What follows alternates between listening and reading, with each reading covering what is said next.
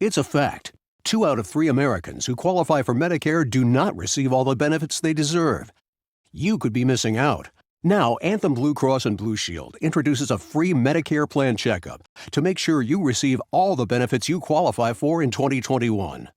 Call 888-520-0830 today and receive extra benefits for a $0 monthly premium. Benefits like dental, vision, hearing, and prescription drugs.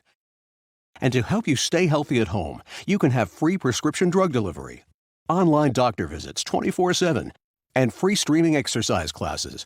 You can even receive money towards over-the-counter health items. Call 888-520-0830 today and feel confident you have all the benefits you deserve for 2021. You can receive extra benefits for a $0 monthly premium, like dental, vision, hearing, and prescription drugs. Call 888-520-0830 and make sure you're not missing out. You're watching Veterans Week coverage on ESPN, brought to you by USAA. Welcome to ESPN College Football Primetime, presented by Ram Trucks on this great week where we celebrate our brave men and women serving our country in the military, both here and around the world. Tonight at Deutsch Perry Stadium in Bowling Green, Ohio, Week 2 of Mid-American Conference play. The Kent State Golden Flashes in town to take on the Bowling Green Falcons. And with that, we welcome you into our broadcast booth. Mike Cousins, along with Cole Kubelik. Glad that you've joined us tonight as well. We start with Bowling Green that had a rough Week 1 at Toledo. They lost by 35 points, so it's only uphill from here for the Falcons. Well, you'd hope so. You go back to that game last week, and it was just mistakes, self-inflicted wounds, Mike, early in that football game. And it started on special teams. How about first possession of the game? You snap one outside of the batter's box. I do not recommend the line drive punt here, especially one that nets you minus 11 yards with the return. That would set up a Toledo score. Open tight end over the middle of the field, pass deflected. That goes for an interception and a Toledo score. Then you're going to get an explosive play through the air, and what do you know? Fumble ends up being Toledo football. Another interception late. This game was 21-0 at the end of the first quarter. You had a couple of turnovers. You didn't look great. Not able to get into a rhythm for Matt McDonald last week. He had to play a different style of football game than what he wants to play for 4 quarters each and every night. That was just his first college start. He came from Boston College, recruited by Scott Loeffler, now the head coach here. So start number 2 tonight. For Kent State, they were winners. Their 5th straight overall dating back to last season by 4 over Eastern Michigan. A pretty good start. You have to like the way Sean Lewis is building this football team. Going to be a little bit more physical than what we're used to with a lot of MAC teams, but they also have their quarterback in Dustin Crum that they're going to try to build this offense, build this football team around, and he was exceptional last week pushing the ball down the field. Play action opens that up. Had a lot of success to this young man right here, Isaiah McCoy. Big play threat down the field and just sneaky athletic enough to hurt you with his legs. Mike, you're not going to build the run game around what he's able to do with his legs, but he can escape, he can create, and he gives you just enough to where that defense has to respect it. The coaching staff compared him to a very successful NFL veteran. We'll tell you who that is in just a little bit. Looking forward to kickoff, Cole. How do you think this game plays out? Well, I told you that Kent State was able to run the football last week. I was impressed with their offensive line, and they went against a mammoth Eastern Michigan defensive line a week ago. This D-line for Bowling Green is nowhere near as big, nowhere near as experienced. Brian Van Gorder has to find a way for that group to stand up to the rushing attack, or it could be another long night for Bowling Green. See what the veteran defensive coordinator can scheme up tonight for the Falcons. Some injuries to catch you up on as well as we get things rolling here tonight. We're just moments away here in Bowling Green, Ohio. There's nothing better. November, some midweek football. It's week 2 of Action coming up next.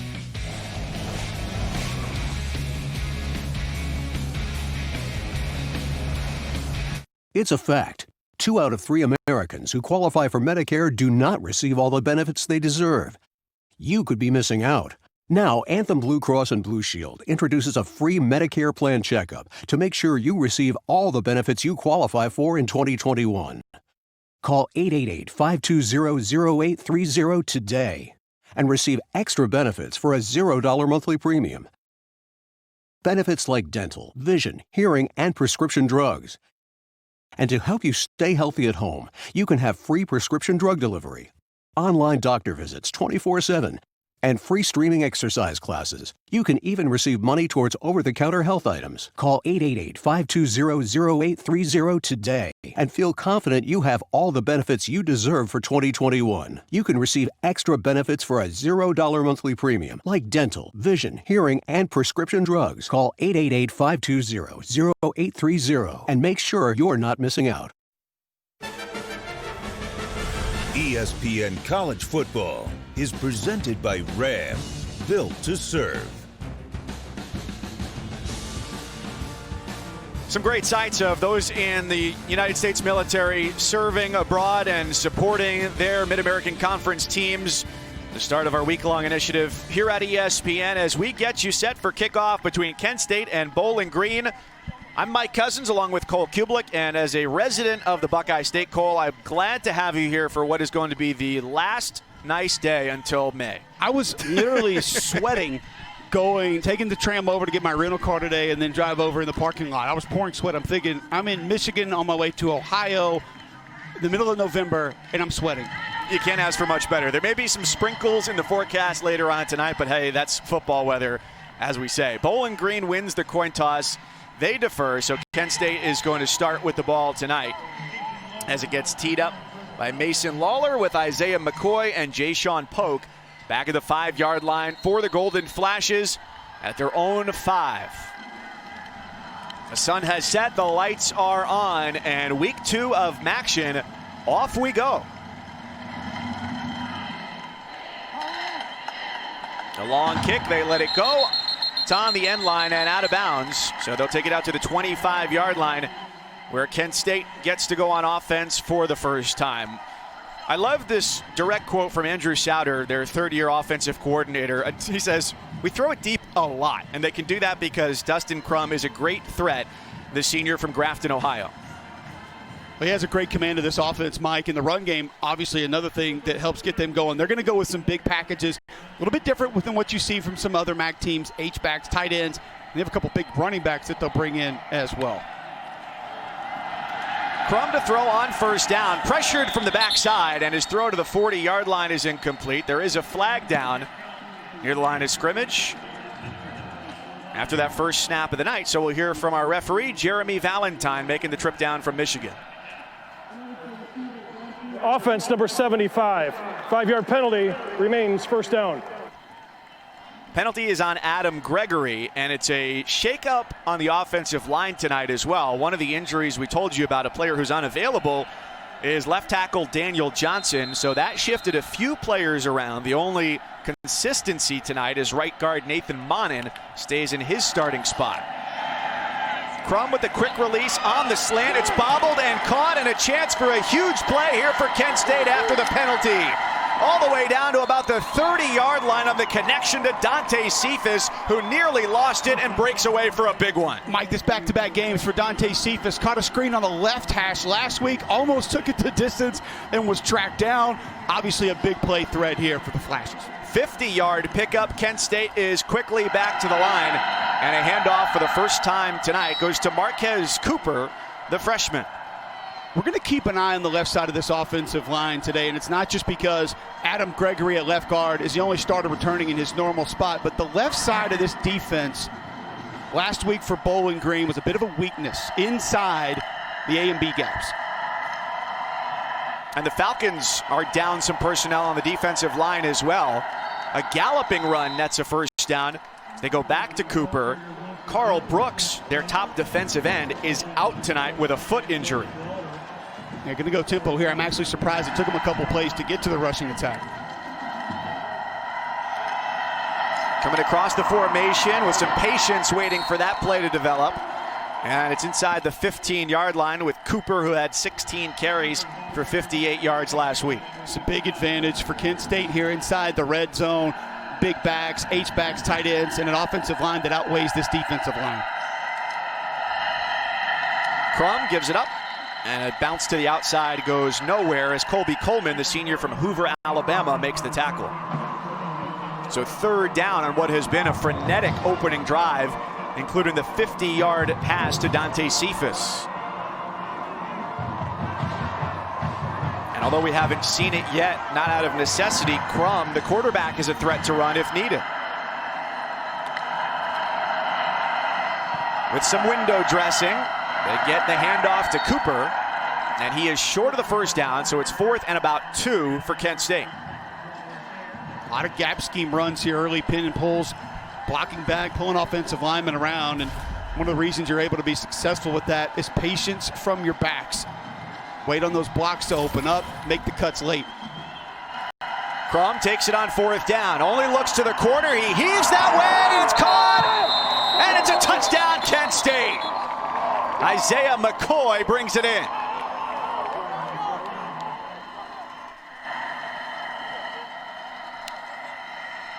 There is a flag. Offside, defense. That penalty is declined. Result, touchdown. McCoy had a couple of these last week and opportunities at a few more. One or two that were maybe overthrown, but this is a big body receiver with a gigantic catch radius. And Crum does a nice job. Just put it up there where you know Isaiah McCoy just has the height, jump, reach advantage. Excellent grab. McCoy's a very, very good weapon for this Kent State offense. And they get another weapon back as well. Matthew Trickett was unavailable last week, but the junior kicker from Cleveland returns, and his first extra point try of the season is good to make it 7-0 on a speedy and expedient opening drive. Isaiah McCoy on a 4th and 2 brings it in for the touchdown. BG on offense next. Timeout.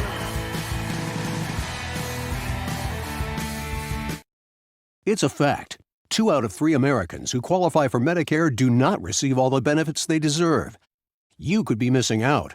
Now, Anthem Blue Cross and Blue Shield introduces a free Medicare plan checkup to make sure you receive all the benefits you qualify for in 2021. Call 888-520-0830 today and receive extra benefits for a $0 monthly premium. Benefits like dental, vision, hearing, and prescription drugs. And to help you stay healthy at home, you can have free prescription drug delivery, online doctor visits 24/7, and free streaming exercise classes. You can even receive money towards over-the-counter health items. Call 888-520-0830 today and feel confident you have all the benefits you deserve for 2021. You can receive extra benefits for a $0 monthly premium, like dental, vision, hearing, and prescription drugs. Call 888-520-0830 and make sure you're not missing out. You got to catch your breath after this opening drive from Kent State. 75 yards in less than 2.5 minutes for a touchdown. How about the concentration, the hands there from Dante Cephas? I mentioned he had a very similar play a week ago. He can take the short pass, high percentage throw, and create an explosive play. And I tell you, this young man, Isaiah McCoy, he can create anywhere on the field, Mike. I've seen him run by DBs, seen him go up in traffic like that and make plays. Just an excellent receiver, excellent weapon for the Golden Flashes on the outside. Sean Lewis, his head coach, said, we told you earlier, in comparison to an NFL player, it's Ryan Fitzpatrick, just because of the minimal mistakes that he makes. Says the individual plays might not impress you, but the body of work is sure to. On the return, here comes Bryson Denley out across the 30-yard line. He's got breakaway speed out across the 50, and it's a foot race to the end zone. Bowling Green looking for its first touchdown of the season, and they're going to start this drive inside the 15 of Kent State. That's how you bounce back from the big early special teams mistake a week ago. You had a bad snap on the initial punt after the first series, and what do you come out and do? Special teams going to get you in great scoring position early in this game. Excellent cut back there around the 30. Not quite enough speed to get it into the end zone, but boy, that changes momentum, that changes your attitude. That's going to change play calling here early in this game for Bowling Green.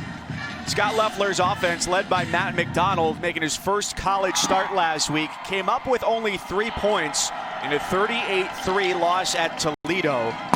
They were stuffed inside the 5-yard line. See if they can improve upon last week's effort here. There's a flag down, likely a hold, as the first handoff of the day goes to Trayvon Raymore. And we'll likely see more of him this week than we did last week with an injury at that position. Personal foul, chop block. Offense number 80 and number 63. 15-yard penalty, first down. Their top tight end, Quinton Morris, and the left guard, Sam Neverov, the guilty duo on that penalty. Well, what happens is Quentin Morris is running a play that we call split zone. So you'll run zone to the right, so the entire offensive line takes that step to the right, and then he's going to come back across the line of scrimmage to the left. Now, he's usually going to go low, or he can, and the left guard gets actually blocked back into him, which sort of created what appeared to be a chop block. I don't think it was intentional. So instead of 1st and 10, it's 1st and 25. They hand it off to Jalen Embry, and he regains a good chunk all the way down to the 15-yard line. One thing that you'll notice in this Bowling Green offense, 82, Presley Moats out on the outside, tight end with an excellent block on the perimeter. They have a couple tight ends here that are not afraid to mix it up. They will trade paint. They will get movement. They are physical at the point of attack.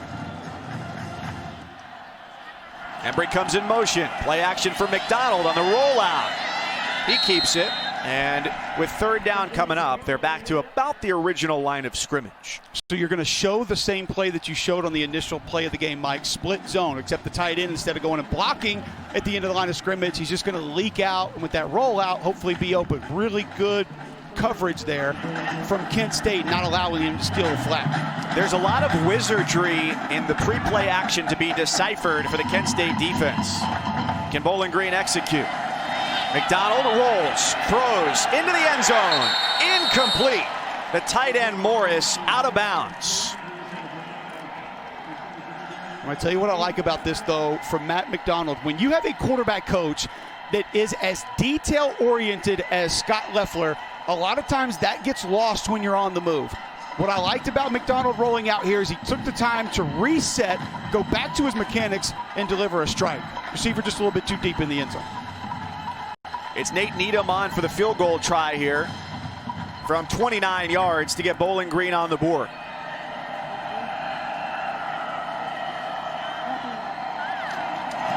A little bit of a breeze going here tonight, and the kick is good to make it 7-3.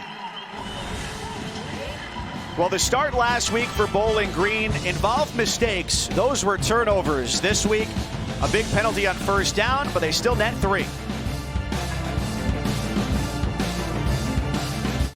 It's a fact. 2 out of 3 Americans who qualify for Medicare do not receive all the benefits they deserve. You could be missing out. Now, Anthem Blue Cross and Blue Shield introduces a free Medicare plan checkup to make sure you receive all the benefits you qualify for in 2021. Call 888-520-0830 today and receive extra benefits for a $0 monthly premium. Benefits like dental, vision, hearing, and prescription drugs. And to help you stay healthy at home, you can have free prescription drug delivery, online doctor visits 24/7, and free streaming exercise classes. You can even receive money towards over-the-counter health items. Call 888-520-0830 today and feel confident you have all the benefits you deserve for 2021. You can receive extra benefits for a $0 monthly premium, like dental, vision, hearing, and prescription drugs. Call 888-520-0830 and make sure you're not missing out. You may not be old enough to run for president of the United States, but you could be an FBS head coach. 3rd youngest in the country, Will Healy at Charlotte.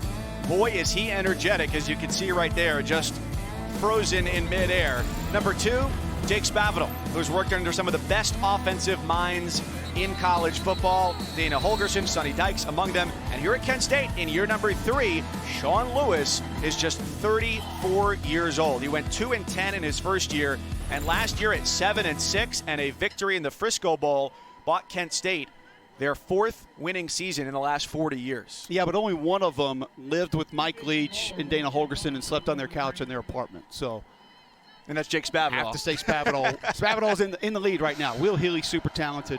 And being able to visit with Sean Lewis, you have to be excited about what he's building here. What I was most impressed by is we spoke to him on Sunday midday.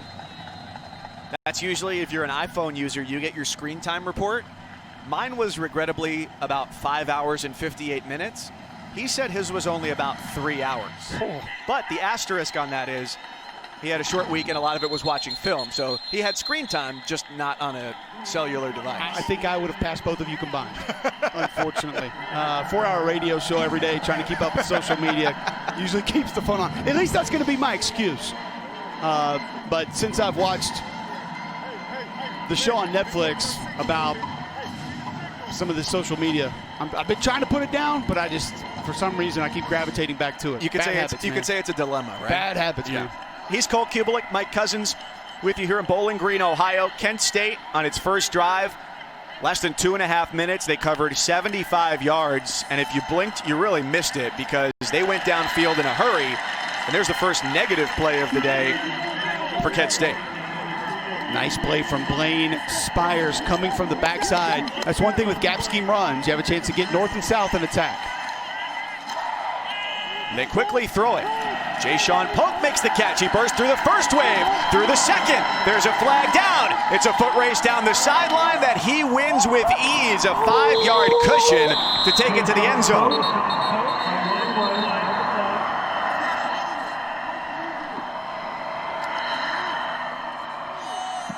The remainder of his teammates seemed to reach the pessimistic stage before he did, seeing the flag when he did a 180.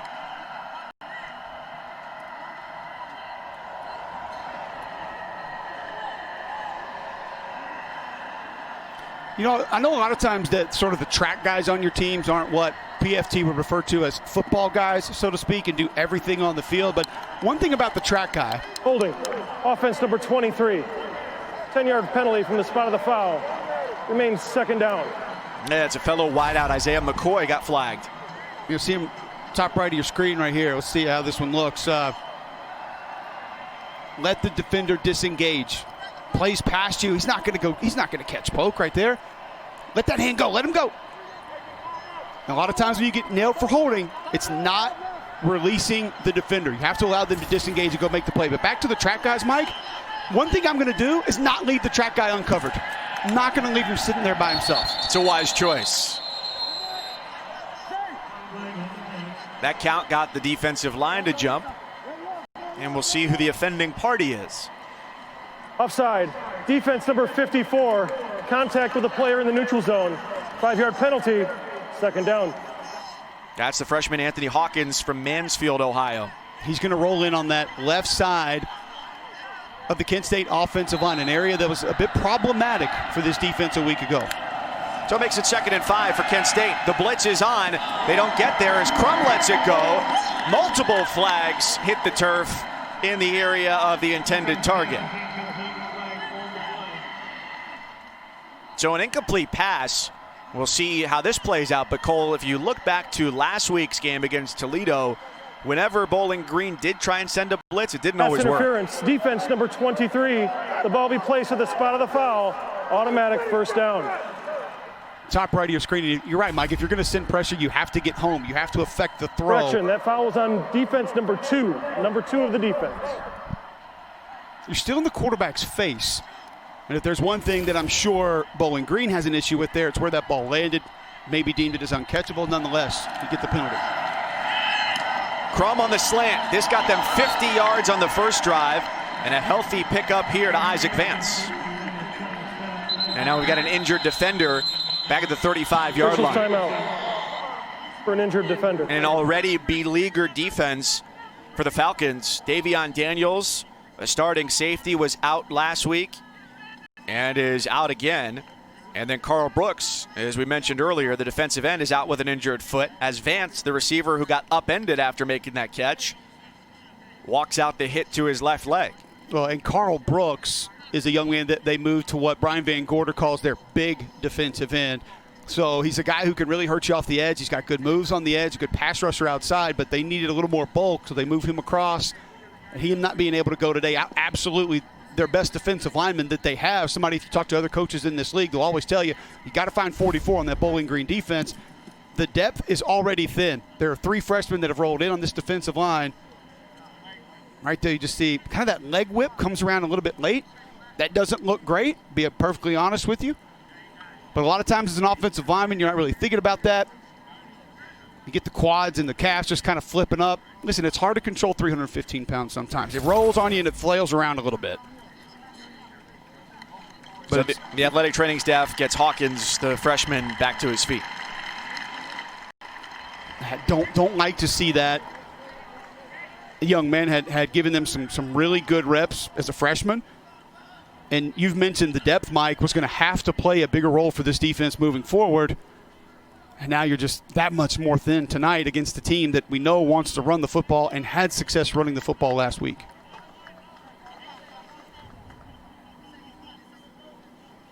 And it's a Bowling Green defense that over the last 4 years has allowed at least 38 points a game in each season. 4 straight losing campaigns, 0-1 after they started off a 35-point loser last week at the hands of Toledo. This is a 2nd and 1 for Kent State. Crum on the run. Flag is down as he scrambles and does get the first down as he's tackled along the sideline by Cy Dabney, the safety. Holding, offense number 55. 10-yard penalty, 2nd down. That's on Julian Sams, who didn't play last week and returns this week after a 1-game suspension. And he's there in the middle of that offensive line and ran a little bit of a stunt inside there, sometimes trying to keep a defender from getting around you. You don't want your quarterback to take a hit. Easy to grab. A lot of flags here early for both these teams.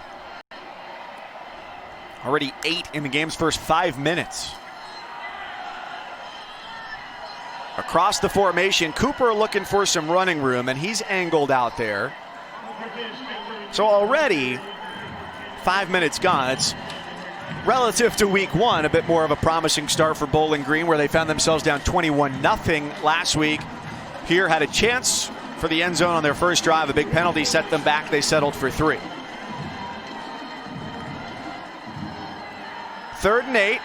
Pocket collapses as Crum takes off. He's pursued. Not enough speed to get him, though, before he picks up the first down. Looked like the pressure came from Isaiah Johnston. Mac, right side of your screen. See the inside move there? Back's going to step up, even try to help. Still can't slow down that rush, but what does Dustin Crum do? I told you he was sneaky athletic, Mike. And he has impressed ever since he took over last year in week 2 for the former Auburn quarterback Woody Barrett, who they will use in select packages. We haven't seen him yet. Ball start, offense number 14. 5-yard penalty, 1st down. Receiver Dante Cephas. Always wondered how receivers jump off sides. It kind of never made sense. You don't hear the snap count. There's no cadence for you. You just watch the football. You go when the football goes. Well, it was just it's like trying to like look for a balk in baseball. Right, trying to time it up a little bit, get an extra jump. Backs him up 5.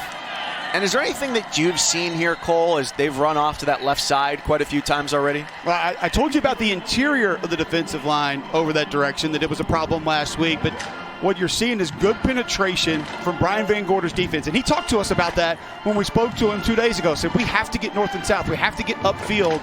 We need to be a defense that penetrates more. And that's not just the D-line. He actually was telling us that he wants his safeties, his corners, his rovers to be up penetrating as well. Well, those members of the secondary play back here, and that leaves some space across the middle for the drop down underneath to find Isaac Vance for the 2nd time. Yeah, one of the more surprising things that Brian Van Gorder told us, I'll give it to you after this play. Crum bobbles it, then quickly gets rid of it, and that's not enough for a 1st down. That was an ugly looking play as he quickly flicked it out to Jayshon Pogue, but they're short. Boy, an interesting play call there. Felt like you could have just taken the snap, especially when you go underneath. A lot of times shotgun teams won't run quarterback sneaks because you don't practice going under center.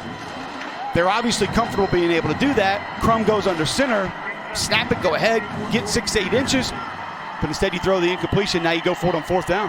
They bring in the tight end, Chris Leach, off to the left side of the formation. Hand it off on 4th down, and a brown and orange wall is there to meet him. Both sides are celebrating on that play. It's a 1st down, Kent State.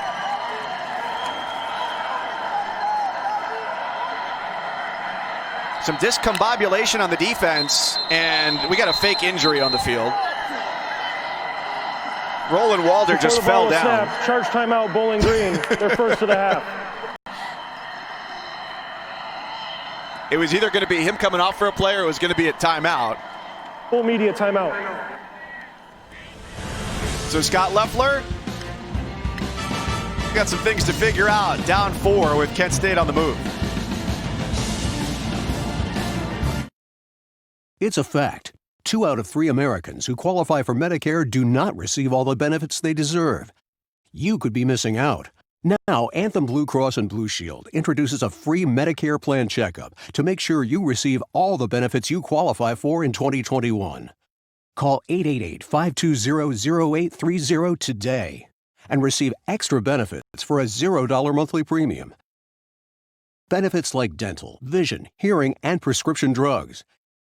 And to help you stay healthy at home, you can have free prescription drug delivery, online doctor visits 24/7, and free streaming exercise classes. You can even receive money towards over-the-counter health items. Call 888-520-0830 today and feel confident you have all the benefits you deserve for 2021. You can receive extra benefits for a $0 monthly premium, like dental, vision, hearing, and prescription drugs. Call 888-520-0830 and make sure you're not missing out. 7-3 Kent State. You see Bowling Green defense coordinator Brian Van Gorder there. Really interesting visit with him 2 days ago. And one thing that he told us, Mike, that I really had never heard before was he wants his defenders to take their shot in space, referencing linebackers and safeties coming up to make tackles in the open field. And he doesn't want guys breaking down. We don't weeble wobble. We want guys coming up and taking their shot. Now, he said he wants you to be calculated with it. He wants your angle to be right. He wants you to leverage the football. But I've never heard a defensive coach just basically tell their guys, come up, take your shot in space. We always hear break down in front of the ball carrier. After the run by Crum, he launches toward the end zone. A hanging ball is incomplete. It'll be 3rd and 5. And why do you think that you've never heard coaches say that? Do you think it plays into the youth of this team and he's trying to enable them? I think we talked a lot with Brian Van Gorder about what's happening with defensive football this year. He said guys just haven't seen things at speed enough. He said that there's been a regression in skills for defensive players because of what they missed in the spring and what they missed in the fall. I think he's trying to instill aggressiveness in his players. Coaches have said they felt like it was beneficial to learn a lot more, but for players, much more detrimental. And Van Gorder has been one of the few coaches that I've spoken to this entire season that said, quote, it was not a good learning environment. He didn't like it. Now, he said, hey, it was cool to learn the technology. I didn't know some of that, but not a great learning environment for our players. Crum's got time. He lofts it incomplete through the hands of Isaiah McCoy. Well, just ask any parent what it's like to have kids learning at home and see if they say that's a good learning environment. Same goes for college football coaches sometimes, right? I can tell you this. I was in my hotel room for 18 hours before this game. I got more prep done for this game than I have my 3 previous games involved because I have 3 kids under 6 at home. It's a busy house. Flag is down. Crum for the end zone and over the head of McCoy. He is the deep threat. Last year had 8 touchdown catches that led the league. Defense number 56, 5-yard penalty, 2nd down.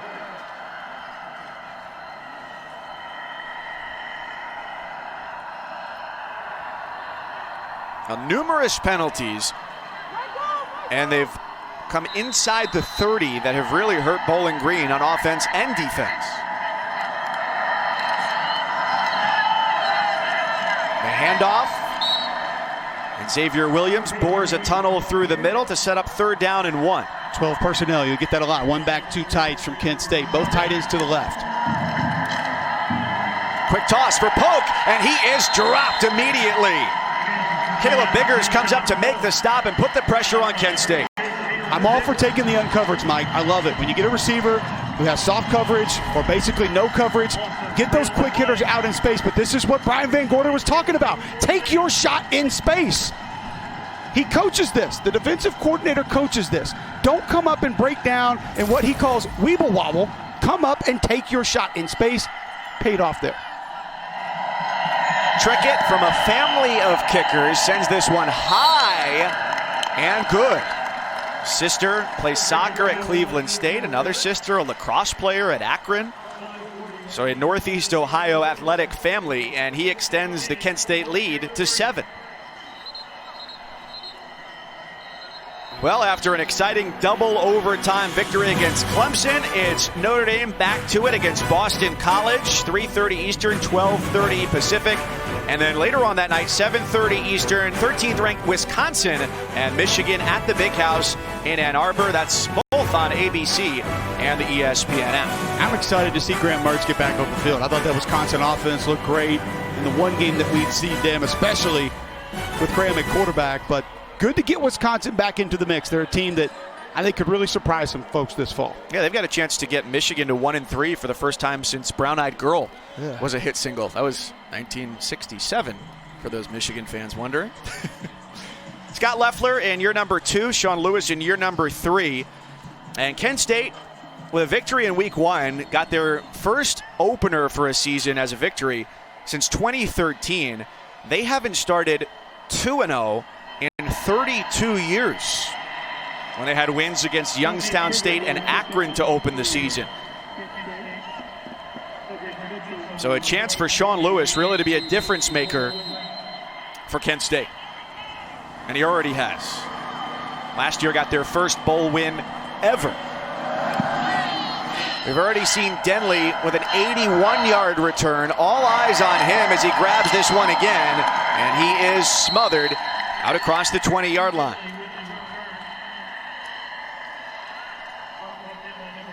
Cole, you've watched a lot more football than I have, talked to a lot more head coaches. I don't know that there's ever been someone as passionate about the mechanics of quarterbacking than Scott Loeffler was about Matt McDonald this week. I don't think any normal fan or anybody who's just sort of an average observer of football would have any idea how much goes into quarterbacking from a technical perspective. And then I think Scott Loeffler takes it 2-3 steps past that.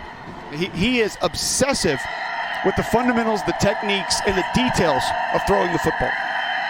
And McDonald does throw on first down. The high throw is pulled in by Noah Massey, the Houston native, who went to Bowling Green. He's a big guy. Other schools wanted him at tight end. Here they wanted him at receiver. So getting the feet set was a big part of it. You see the release is a little bit different. Brings the ball very low before he gets it out. It's an elongated release, but when those feet get set, the shoulders get squared up, he can generate a lot of momentum. After the gain of 22, McDonald on the run, and the pass is incomplete off the hands of the tight end Christian Sims. Tight end is a big part of what they do.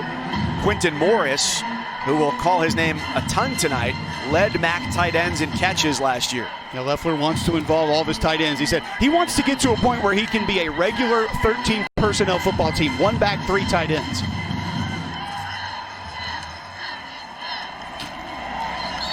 And off to Trayvon Raymore, the 5'10", 240-pound redshirt freshman thundering back. We mentioned an injury at the running back spot this week for Bowling Green. They are without Andrew Clare, tabbed as their lead back, but he didn't have a carry after the first drive of the third quarter last week. It's a shoulder injury that keeps him out this week. Boy, and Bryson Denley just kind of gingerly walked off the field as well. Embry turns the corner, stumbles for a first down, and then some. This is a drive with promise for BG. Love to see the young man, Jalen Embry, have the wherewithal to just get north and south. A lot of players can have the tendency to keep stretching that thing to the sideline and you run out of green. Watch your tailback here, though. Tailback's usually getting the football. Trayvon Raymore, 21. Love it. Go get physical out there, throw a block.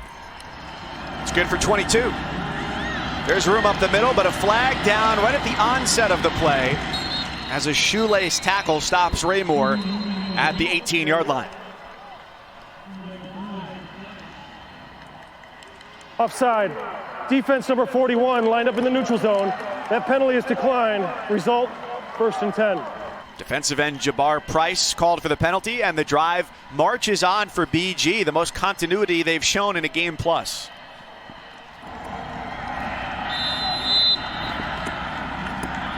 McDonald with his tight end Morris off to the right side. They give through the middle where they're finding some early success. White jerseys converge, trying to snatch the ball out of the grasp of Raymore, and the play's blown dead. You're just going to get so much movement in this offense. And Scott Loeffler told us, we want to create as many eye violations as possible. That sounds violent, Cole. For your optometrist, it could be. For a football player, not so much. The violence comes when you're not looking and you get an offensive guard maybe block back on you and give you one in the ear hole. But you'll see motions. You'll see plays blocked one way, a different player coming back the opposite way. Here we go again. Ophthalmologists, linebackers, and safeties beware on this pitch to the edge. A dive at the goal line. Touchdown, Bowling Green. Bryson Denley, the ball knocked loose as he breaks the plane to the goal line and has the Falcons within an extra point.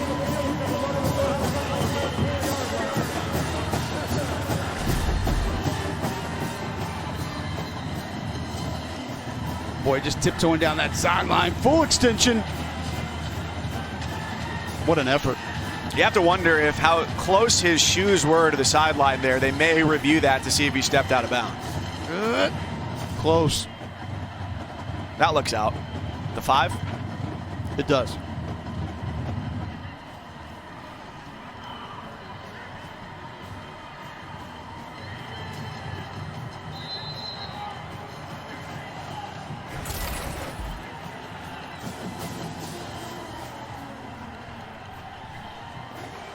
All right. From the 5, first and goal. Denley picks up a couple and loses a helmet. So he's got to come off for at least one snap.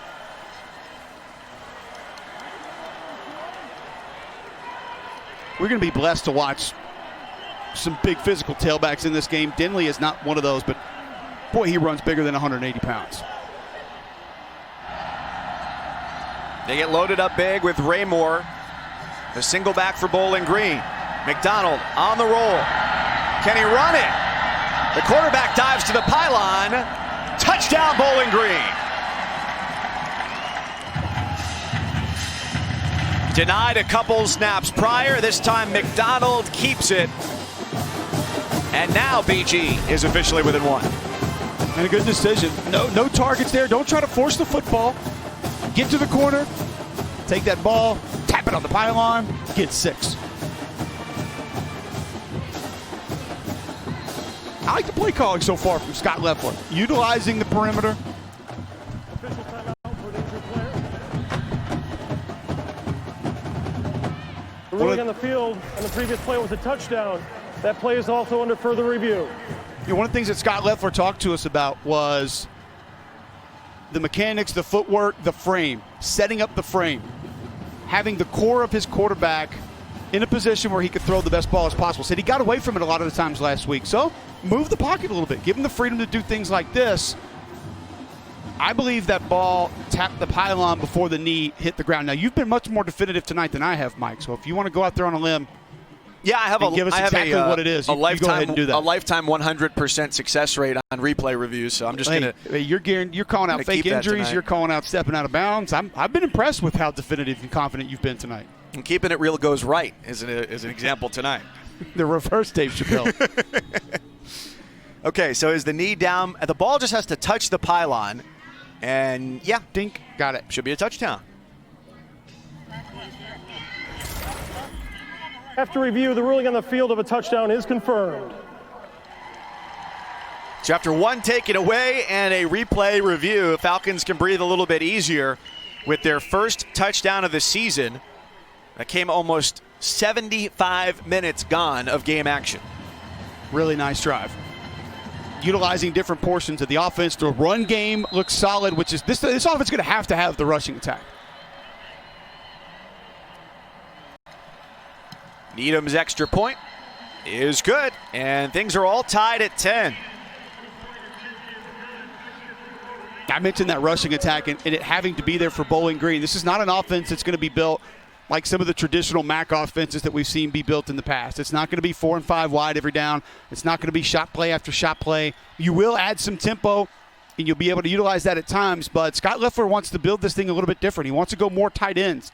You see what's happening in the Big 12 right now. Chris Kleiman at Kansas State, he's kind of building that thing in a little bit more of a physical mold. Even Matt Campbell at Iowa State, they go 13 personnel a lot with 3 different tight ends.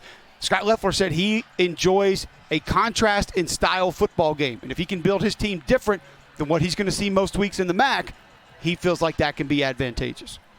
And he's had a lot to build on with the guys he's coached under as well. Would you like to see, at any point this week, two men in their 30s trade punches? Because I have an offer for you. Terrence Crawford, rated pound for pound by ESPN, the top boxing champ. He's going to defend his WBO welterweight belt against Kell Brook. That's Saturday night, the main event in Las Vegas. Coverage starts on ESPN 10 Eastern, 7 Pacific. It's also available on ESPN Deportes and ESPN Plus, which you can get by going to ESPNplus.com or with the ESPN app. And there's something to be said for that, for not trying to, what Scott Loeffler is doing, beat people at their own game, but go a little bit of a different way. The catch is, it takes a little bit of time to reorganize a roster that you took over from a team that won just 9 games in the previous 3 years. Well, if you're just going to do it your way, personnel becomes 10 times more important to what you're doing. You can't, a lot of coaches, the best coaches usually can go in and take a roster and utilize what the strength of that roster is and then be able to find some success. Scott Loeffler's done that to an extent, but to actually get it his way, the personnel is going to have to match what he wants to be week in, week out.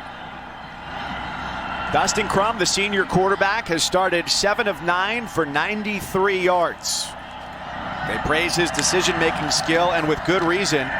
He's usually making the right read. This time it's McCoy with a backpack tackle that brings him down, and that's a first down. Toward the Explorer there, hopping on. And away we go, off to learn and explore the world of Maction. Dustin Crum last year, 20 touchdowns and just 2 interceptions. So that's why in week 1, last week against Eastern Michigan, it was surprising that he even threw 1.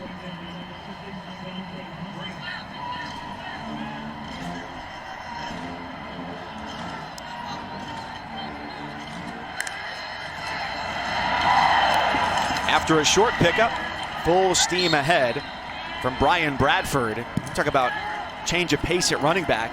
6 feet, 243 pounds. I told you you were going to be blessed with some jumbo tailbacks tonight, and he is one of them. Brings back the old memories of Pooh Bear Williams at Florida State, or Jaworski Lane at Texas A&M, or TJ Duckett at Michigan State. I love the big jumbo tailbacks. And they line them up wide to the right of Crum here on 3rd down.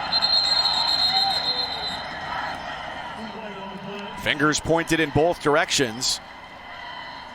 Bill Kudak, the regular right tackle, is starting at left tackle tonight because of an injury for Kent State. Offside, defense number 50, entering the neutral zone, causing the offense to false start.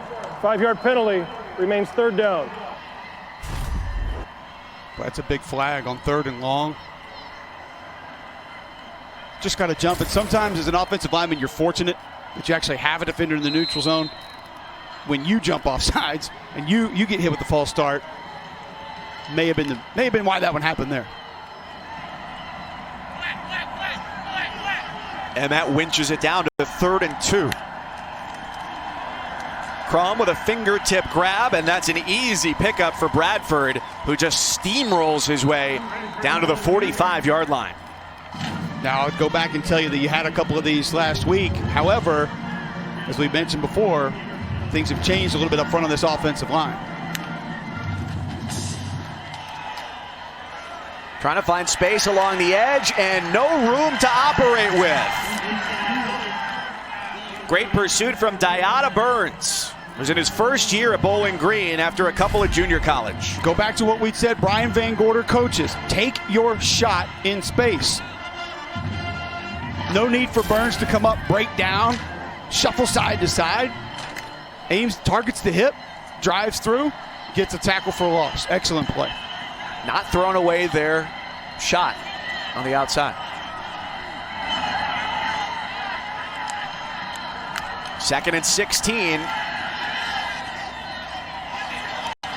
And it's going to be about 3rd and 10, the lean forward. How much, Cole, you played center at Auburn, does having a restructured offensive line on this short notice make an impact? It can be very different because now you might have different guys that don't know the calls, they don't know the signals. You're going to have to communicate a little bit further.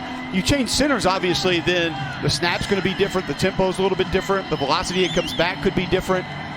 Really, it's just wherewithal, know-how. It forces you to think a lot more.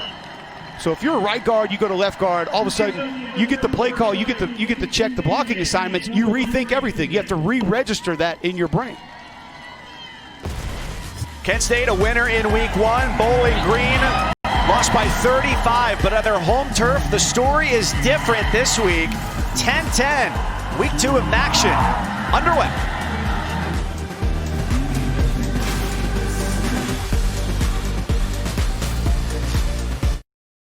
It's a fact. 2 out of 3 Americans who qualify for Medicare do not receive all the benefits they deserve. You could be missing out. Now, Anthem Blue Cross and Blue Shield introduces a free Medicare plan checkup to make sure you receive all the benefits you qualify for in 2021. Call 888-520-0830 today and receive extra benefits for a $0 monthly premium. Benefits like dental, vision, hearing, and prescription drugs. And to help you stay healthy at home, you can have free prescription drug delivery, online doctor visits 24/7, and free streaming exercise classes. You can even receive money towards over-the-counter health items. Call 888-520-0830 today and feel confident you have all the benefits you deserve for 2021. You can receive extra benefits for a $0 monthly premium, like dental, vision, hearing, and prescription drugs. Call 888-520-0830 and make sure you're not missing out. 3rd and 11, Kent State on the move at the Bowling Green 45. They go double stacks to the outside and spread the field wide, and that move pays off to spread the field and allow a run up the middle for Xavier Williams. First down. An injury and a recovery. Very quick there. What are you saying, Cole? No, I'm not calling it like you did earlier, but I'm just Rodell Rahman went down and then he popped right back up. And I think he realized he didn't need to go down because he had a teammate down. It appears to be a hamstring stretch. It's warm. It's 75 degrees. It I would expect some guys to cramp up tonight. I'm cramping up. This is going to be, and I'm going to continue my 100% forecasting ability here, going to be the last day of 70-plus degree weather here in Ohio for quite some time. I broke a sweat mowing the lawn today. Well, I'm glad I caught it because I've been to Ohio this late in the year when it's not been in the 70s. And this is more enjoyable. He's Cole Kublik, former center at Auburn. And you know him from his coverage of SEC games on the weekend. Glad to have him here in Bowling Green, Ohio tonight for game number 2 of the year for both Kent State and Bowling Green.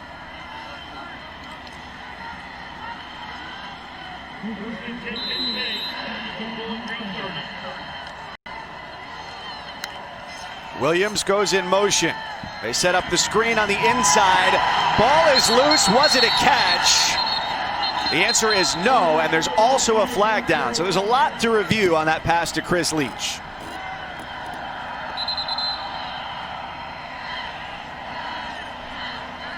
Going for the tight end screen, and one last injury to give an update on is Adam Dolka, who's a blocking tight end / fullback for Kent State, is also out tonight, which raises the opportunities for Chris Leach and Mark Williams, the tight end who caught a touchdown last week. I thought Chris Leach had a nice game blocking last Illegal week. shift, 2 offensive players in motion. That penalty is declined. 2nd down. So obviously ruling on the field incomplete. You get a 2nd and 10. I like the play call there. You motion to empty, your tight end's attached, and you just run a quick middle screen. Defended fairly well, but looked like it had an opportunity. If it hit a little bit faster, could be something that they come back to later in this game. Leach is a big tight end, 6'6", almost 250. Williams cutting, and he's pushed out of bounds as he gets another first down, edged out by Darren Anders, the middle linebacker. I mean, it's really a 3-headed monster, but you think about Thunder Lightning, Williams just so quick, so explosive, and then obviously Bradford, who we saw earlier in the game at 243. Toss to the edge, and that is gone for the touchdown. Almost too easy. They've run that play several times with a quick toss to the outside, and Jayshawn Polk this time goes the distance. And you got a couple of track guys, Williams and Polk, and when they get it, look out. Leave the football guy by themselves. don't leave the track guy by himself. Track guy runs past you, makes you look bad. The former Georgia State champ in the 400 meters, Jay-Sean Polk, makes it 16-10, Kent State. Trickett's PAT makes it an even 7 to finish off the drive. 17-10, Kent State. Track speed. It's a killer.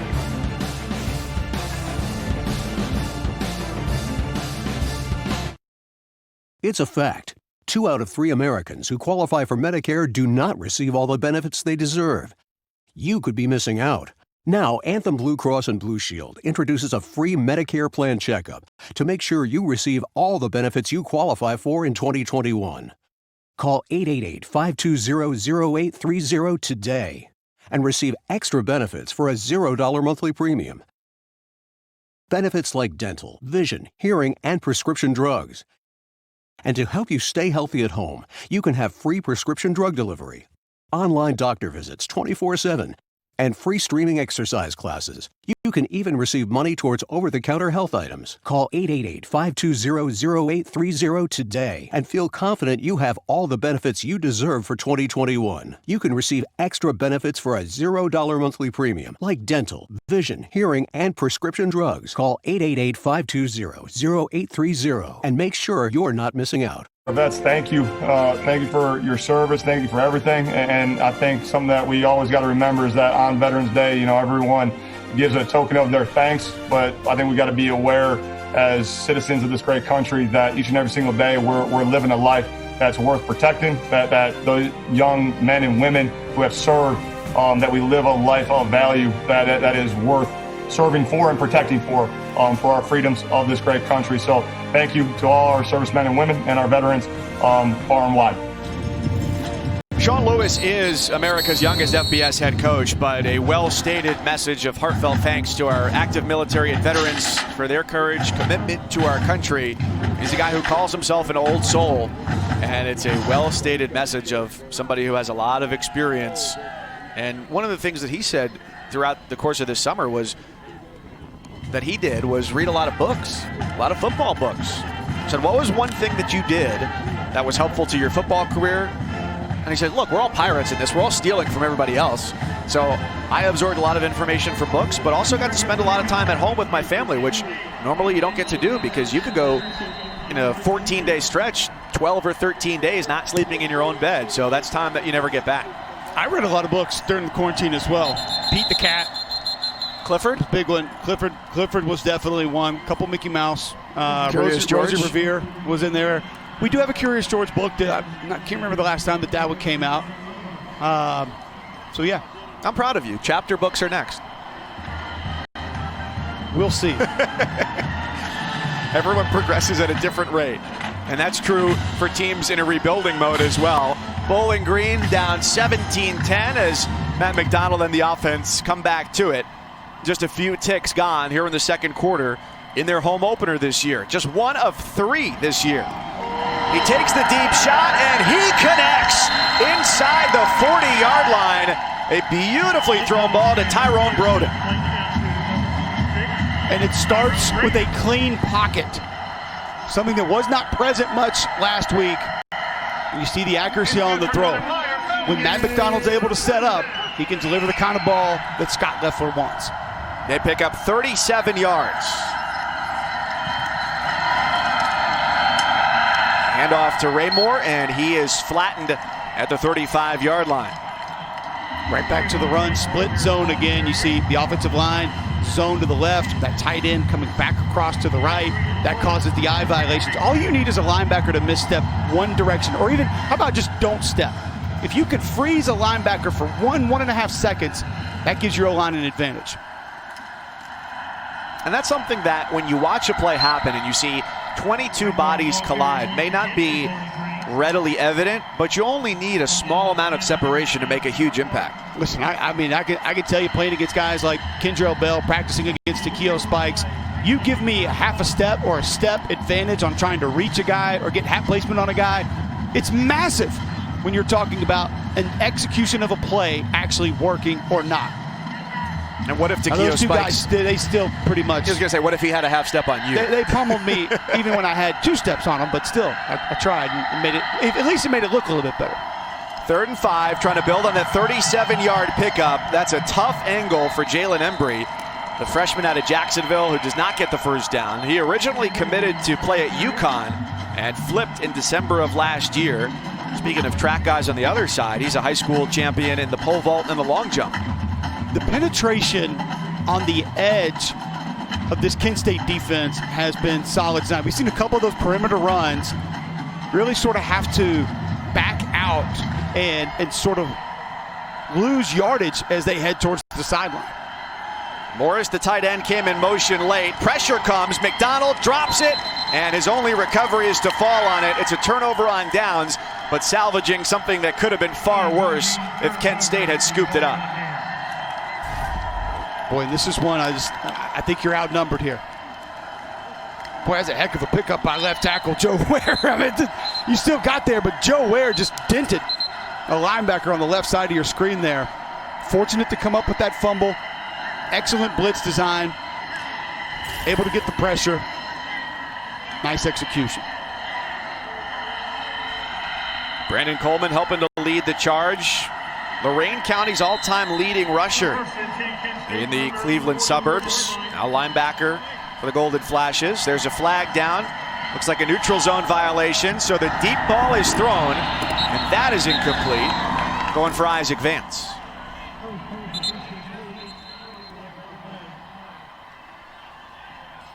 Offside. Defense number 56. 5-yard penalty. First down. 4 offside penalties against Bowling Green. Well, and the thing about it, Mike, is you're essentially going with the silent count.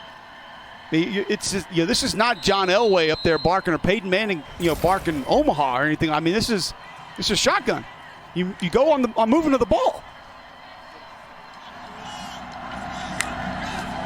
Apparently harder executed than it seems. 2 going deep behind the defense, and Crum throws too long. Could have had it for McCoy. No, and you mentioned it. Offensive coordinator Andrew Souter told us we are going to take shots. Shot plays are going to be there. We want at least one every series. We want multiple shot plays per half. They're going to push the ball down the field, and it forces you to keep your safeties out of the box. That's what helps open up the run game. Football's about numbers, man. If I can get numbers either in the box and run it against you or in coverage deep, it makes my life so much easier wherever we're directing the football. So the arithmetic-based attack of Crum gets stopped at the 49. They'll have 3rd down and 3. The staff told us he makes very few mental errors. He graded out 94% in that game last week against Eastern Michigan. What goes into that grade? Think about that, though. Think about everything that goes into a quarterback's grade. You have your checks, you set your protections, and then you have your fundamentals of actually handing off the football, your read plays. Think about how hard it is to be graded on a read play. It's what you see. And he tosses. That should be a first down if they get a good spot. So you have RPOs. You have read plays where you can hand the ball off or you can keep it and run it. Then obviously you have certain routes that you throw into certain coverages that can be right, can be wrong. The fundamentals that go into your position that we've talked about. I mean, there are a lot of things that a quarterback is graded on during the course of a game. I miss exits on the highway because I'm not paying attention, let alone trying to make all those decisions throughout the course of a game. Crum with a quick throw, and that's an easy pickup. So he hits Vance again. See, that word that you just used there is very dangerous. Easy, yes. I would go high percentage. It's stealing is what it is. If the defense is going to give it to you, just keep taking it. Again, going back to numbers, it forces a defense to be something that they don't want to be. It's about at least a 9-yard cushion on the edge for those defensive backs, and look how much room there is to work with. That's into the end zone, untouched for a Kent State touchdown by Isaiah McCoy. But a flag is down at the 25. 2 of them, in fact. Ineligible receiver downfield. Offense number 64. 5-yard penalty.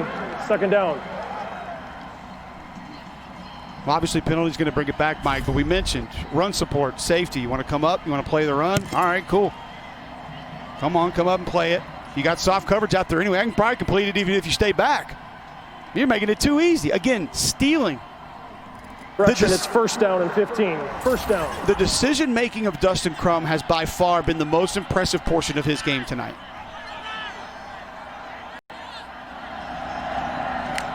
They're backed up 1st and 10 at the 38 after the penalty.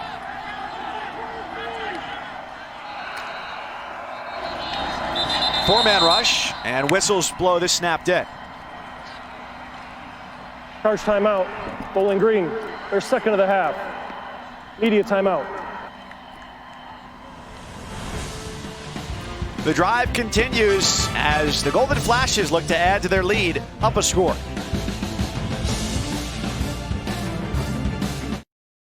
It's a fact. 2 out of 3 Americans who qualify for Medicare do not receive all the benefits they deserve. You could be missing out. Now, Anthem Blue Cross and Blue Shield introduces a free Medicare plan checkup to make sure you receive all the benefits you qualify for in 2021. Call 888-520-0830 today and receive extra benefits for a $0 monthly premium. Benefits like dental, vision, hearing, and prescription drugs. And to help you stay healthy at home, you can have free prescription drug delivery, online doctor visits 24/7, and free streaming exercise classes. You can even receive money towards over-the-counter health items. Call 888-520-0830 today and feel confident you have all the benefits you deserve for 2021. You can receive extra benefits for a $0 monthly premium, like dental, vision, hearing, and prescription drugs. Call 888-520-0830 and make sure you're not missing out. Our next UFC Fight Night is Saturday in Las Vegas, only on ESPN+. Props to Paul Felder. He was going to be announcing this fight. Now he's in it. He takes on Rafael Dos Anjos, who moves down in weight in the lightweight main event. Prelims 4 Eastern, main card 7 Eastern in English and Spanish. ESPN Plus can be yours by going to ESPNplus.com or by downloading the ESPN app. With Cole Kublik, Mike Cousins, 4.5 minutes gone in the second quarter. Kent State on the move, backed up on a penalty. They've got it 1st and 15 on the Bowling Green 38-yard line. Bowling Green just taking a timeout to set their defense. Dustin Crum has been efficient tonight. 11 of 15 through the air.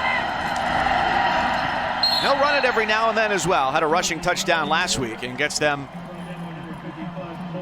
put back to near the original line of scrimmage. He's got that long frame, and it always seems to fall forward. He always gives you that sort of timber extra yard or two at the end of his runs.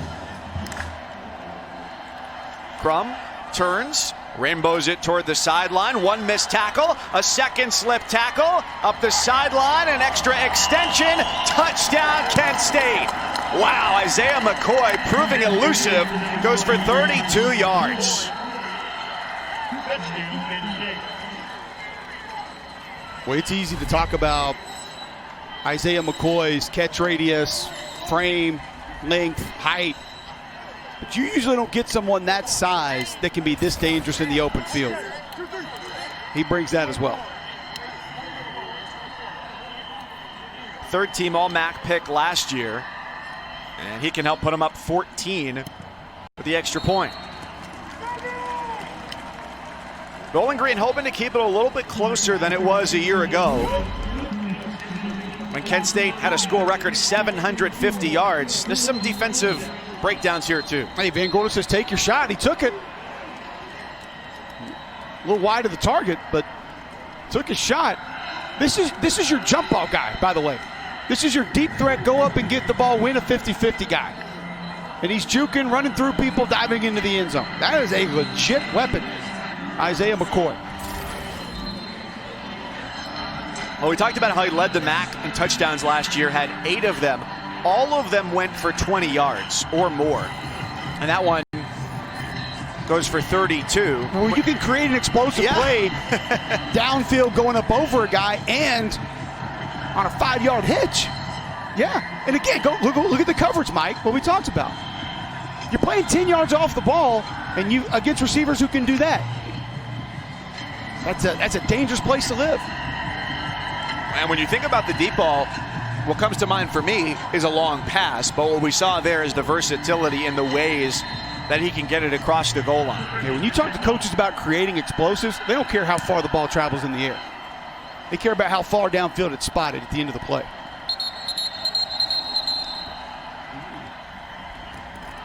Well, the last drive for Bowling Green ended with a turnover on downs, a 4th down fumble from Matt McDonald. Again, just his 2nd career start, the transfer from Boston College. He got recruited by Scott Loeffler, who was the offensive coordinator there. McDonald redshirted in 2017, played very little in 2018, and last year sat out as a transfer. One of the problems last week for Matt McDonald, tried to do too much. Don't get outside of the framework of your offense here. Blitz comes off the corner. He doesn't see it coming. He lets it fly before the hit comes, and 2 flags come on the throw.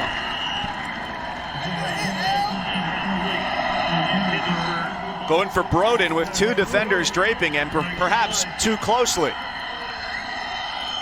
Pass interference, defense number 29. 15-yard penalty, automatic first down. C.J. Holmes, the safety. There's really no debate on this one. Had to throw it. I don't think Matt McDonald saw the corner crash coming. He took a pretty big hit, but that may have affected where that ball ends up a little bit. Still, come out, take your shot, get a positive play. Now you see the blitz, will hit late.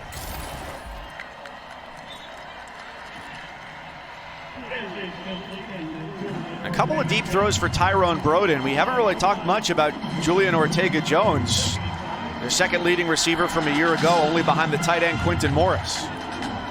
Scott Loeffler, their head coach, said he was the worst blocker in the United States last year. So you can be sure he doesn't mince his words. Incomplete. It'll be 3rd and 5. I got a couple pieces of evidence I'd like to approach the bench with on that one.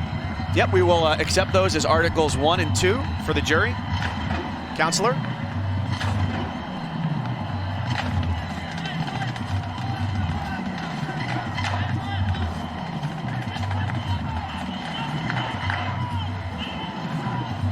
Ortega-Jones, east and west. Now Denley reverses field. Does he have room? Oh, the defense crashes down to set up 4th and 7, and this does not pretend an opportunity to go for it, not in plus territory. Watch Caleb Johns, 32. The penetration. See right there, middle of your screen.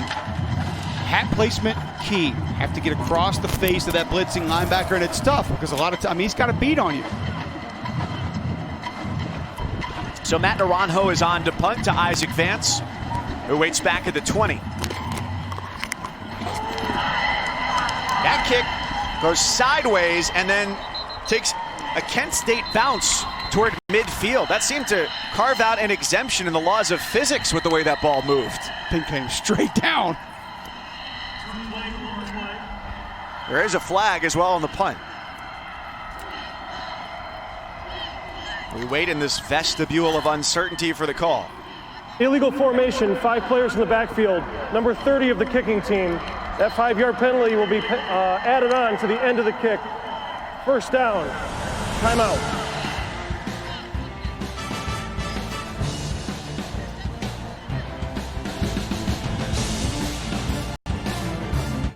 It's a fact. 2 out of 3 Americans who qualify for Medicare do not receive all the benefits they deserve. You could be missing out.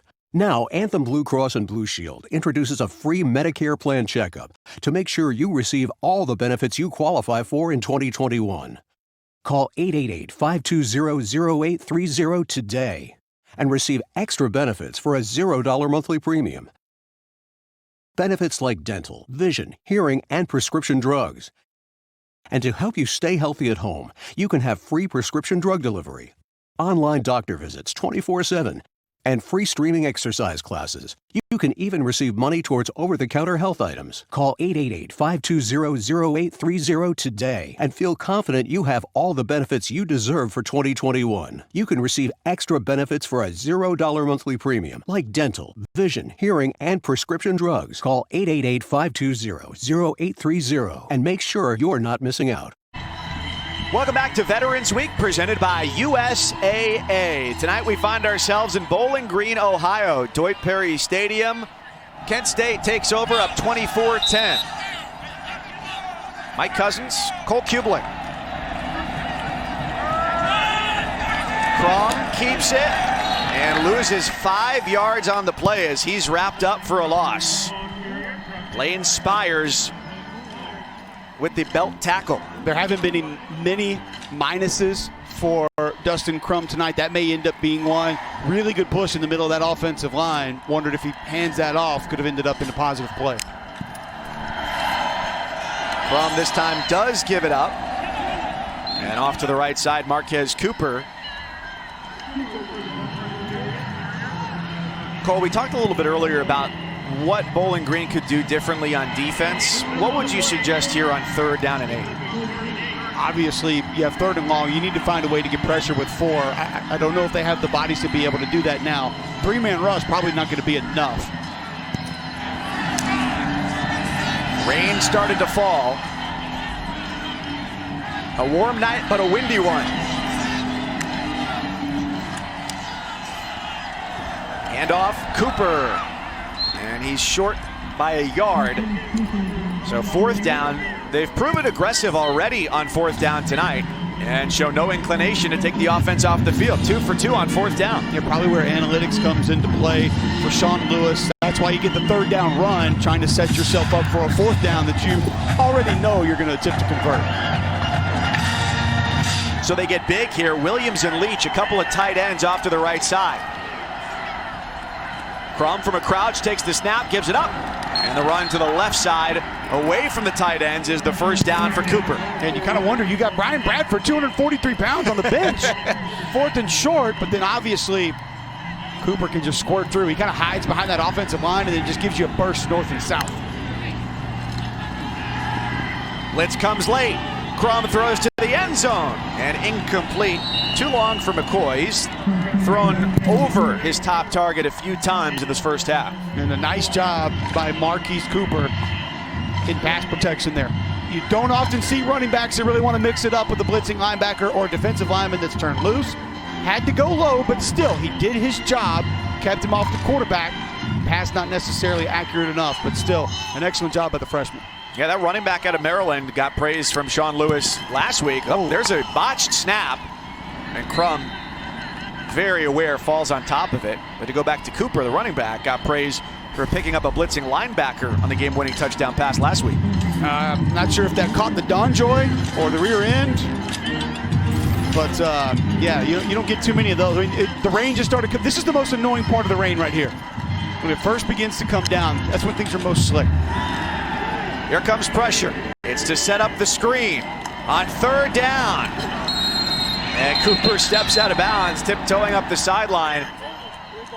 And he's out inside the 15-yard line. That moves the chains. How about Julian Sam, 6'5", 355. Right here is going to be coming out. Watch the big man. Seek and destroy. Latch up and just drive your feet. It's like you're on that sled. Just get him out of bounds. Not a lot of opportunity for Cy Dabney to get out of the way. Up the sideline and short of the goal line, Vance, who spent some of his adolescence in New Mexico, but lived in Northeast Ohio from the ages of 5 to 14. And his dad, Zane, a former Kent State assistant under Doug Martin. It's an excellent job of forcing a conflict defender with a little bit of a different look. So you're taking that edge defender, that alley defender, and saying, all right, you want to come up and play quarterback run? If you do, I'm just going to turn and spit it out. Charge timeout. Penn State, their first of the half. 30 seconds in length.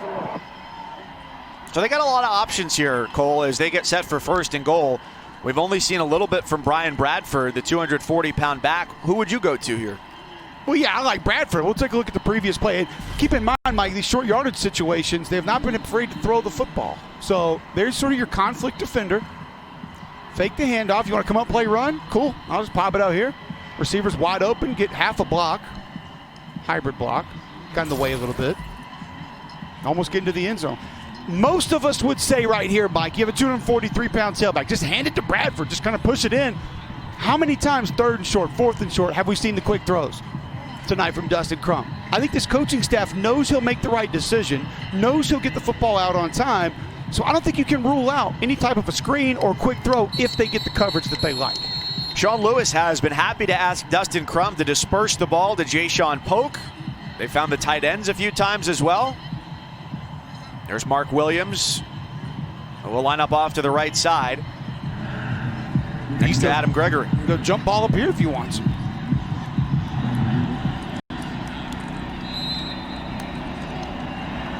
Cooper's the running back. He takes it off to the left side. He extends the ball. Did it break the plane? Yes, it did. Touchdown, Kent State.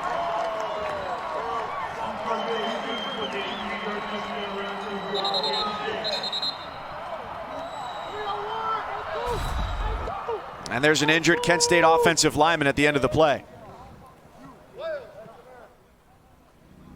Darren Anders, the linebacker, was trying to play seatbelt there to Cooper, but couldn't pull him back to stop the ball from crossing the goal line.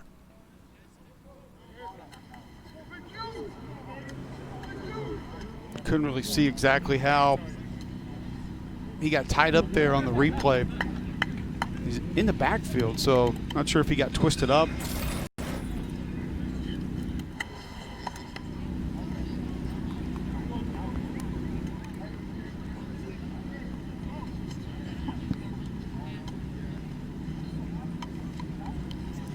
And it's Julian Sams, the offensive lineman for Kent State, up on the knee.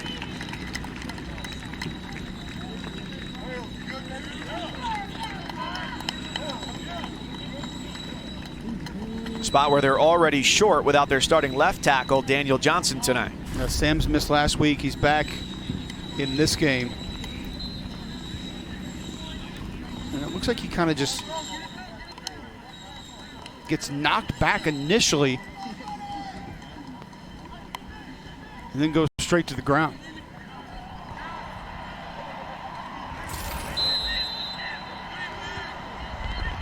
Makes the lead 20 for the Golden Flashes as the rain started heavy, was curtailed briefly, and now has picked up once again. The advantage now 31-10. Bowling Green with a chance to cut into it with 5.5 before the break.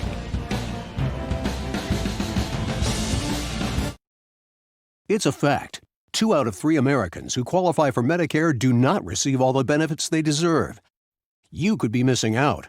Now, Anthem Blue Cross and Blue Shield introduces a free Medicare plan checkup to make sure you receive all the benefits you qualify for in 2021.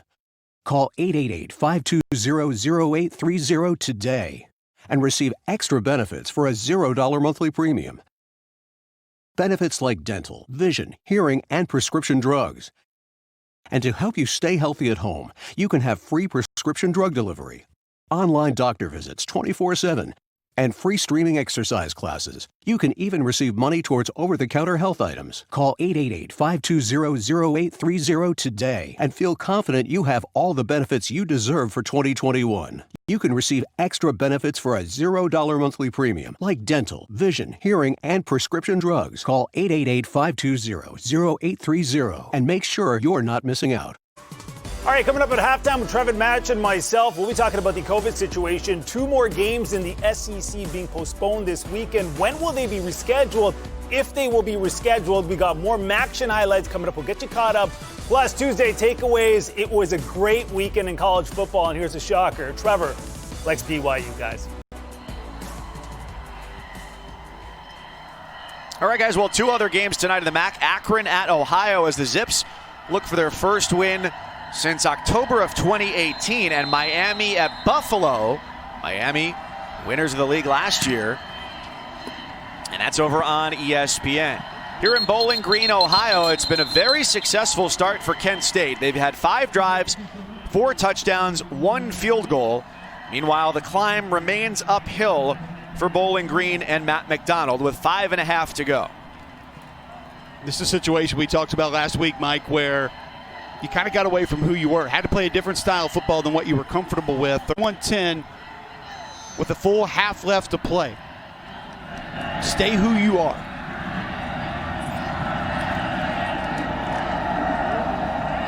Raymore, no gain on first down.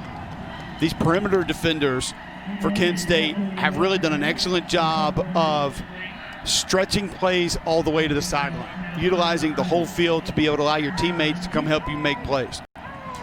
We started tonight at about 70 degrees. The temperature remains not inhospitable. However, the precipitation does present a problem as it comes down at a diagonal, and the wind is blowing pretty hard here that will affect the ball in flight in Bowling Green, Ohio.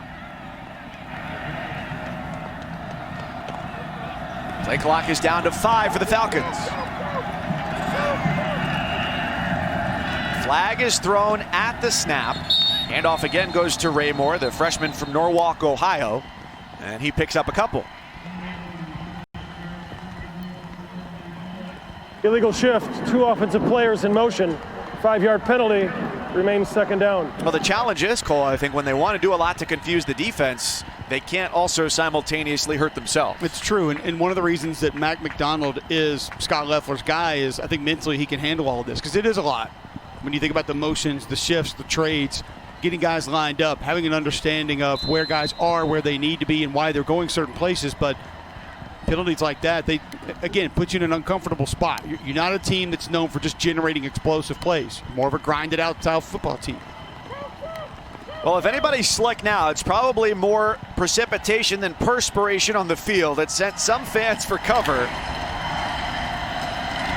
as runs have just not proved proficient on this drive for Bowling Green. This 3-man front for Kent State has really, really been solid. And Tom Kaufman switched it when he arrived 2 years ago. He wanted to go 3-4. Felt like that would be more advantageous in this league to the offenses that he was seeing week in, week out. That's really paid off. This group has been fantastic tonight.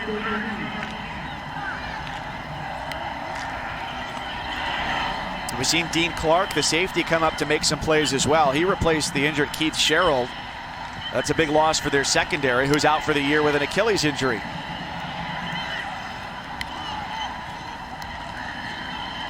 Flag on 3rd and 13.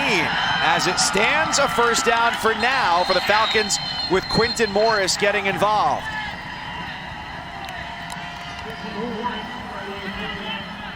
Illegal motion, offense number 8, moving forward at this point. 5-yard penalty, remains third down. Boy, that one hurts. That one hurts. And you could tell McDonald had to do something a little bit different just to get this ball off. There's your motion.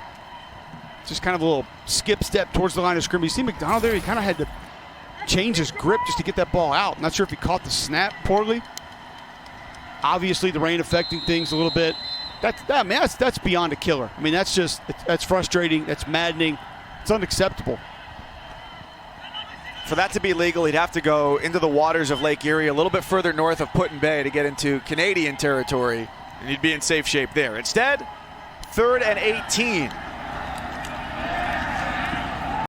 And that sends McDonald scrambling, looking downfield, but with no options, and he's wrapped up along the sidelines. The pursuit was fervent all the way through. Jabbar Price ends the play.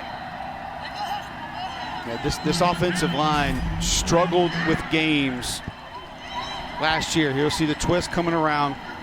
He's got to switch that off. Right guard doesn't come off. Tim Tanner-Blair has to feel that from his tackle, disengage, flatten out, and try to disrupt the loop man. But it's an excellent job by the penetrator as well. He occupies 2 offensive linemen. That's his job. Free space for the looper. Cole, the last punt was for 7 yards. This one, you can tell from Naranjo, intentionally kept lower as he's fighting not only a heavy rain, as heavy as it's been tonight, but the wind as well. Just some angry weather.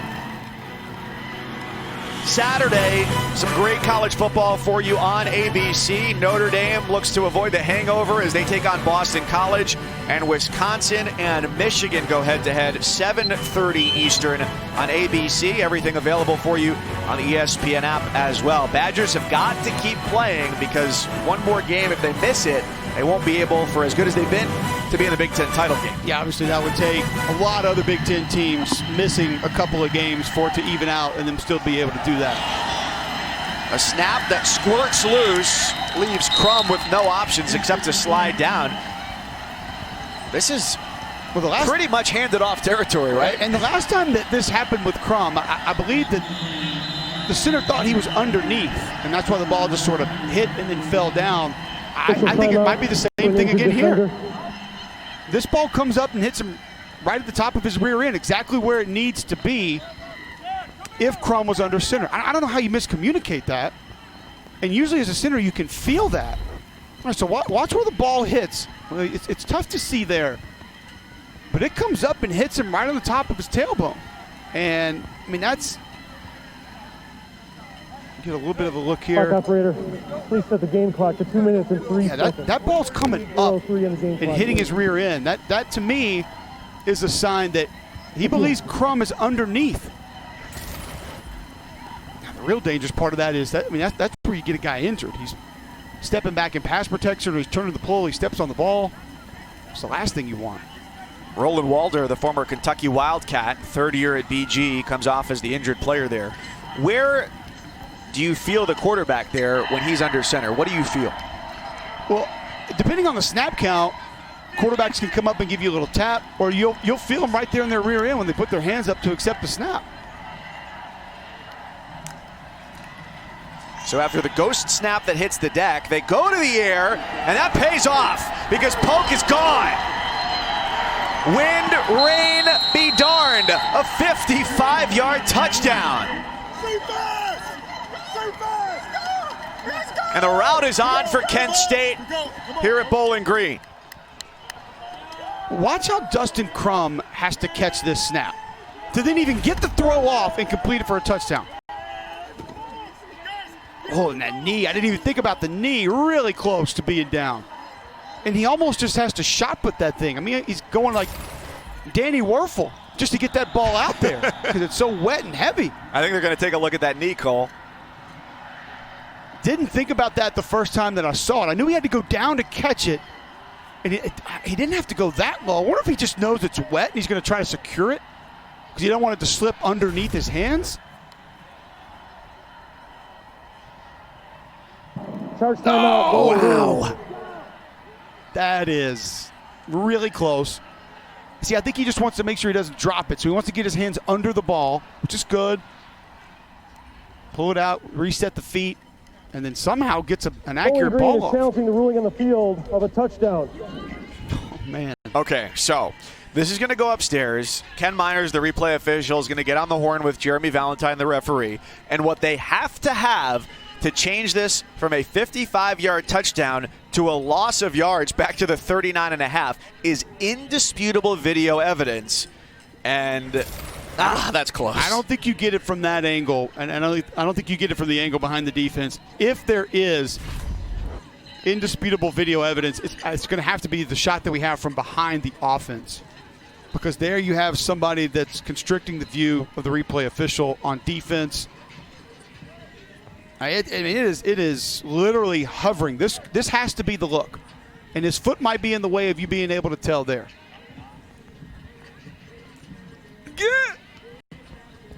I can't definitively say that his knee. We could Zapruder this all day to try and determine if a blade of field turf came in contact with Crum's knee. Is it the pad? Right. Is it the actual knee? You know, it's funny because is it a stretch of fabric off the pant? Steve Shaw, the Secretary of Rules editor for college football, sends out a video digest every week of all these plays that come up, some common, some uncommon. And I try to ask the most obscure question I can each week to just get a greater understanding of the rules. This is going to be a new one. After review, the quarterback's knee did not touch the ground. The ruling on the field is confirmed. It is a touchdown. Bowling Green is charged with their timeout, and they no longer have a challenge for the remainder of this game. Because that's going to be my question next week for Steve Shaw, who's in charge of the college football officials, is what constitutes being down? Is it a blade of grass? Is it the knee pad? Is it the knee itself? I mean, seeing that, I didn't feel like his knee touched the ground, but obviously I don't think, even if you believe that it did, I don't think the video proved that it did. No, I think it would have to be along the lines of the Justice Potter Stewart interpretation. I know it when I see it. Yeah, I didn't read that book over the summer. It wasn't a chapter book. And don't forget, just finding a way there to deliver an accurate pass in traffic. That ball is heavy. That ball is wet. And that's one. We saw it, Mike. So he has to go. Think about this. Dustin Crum has to go down low to catch the snap and secure it.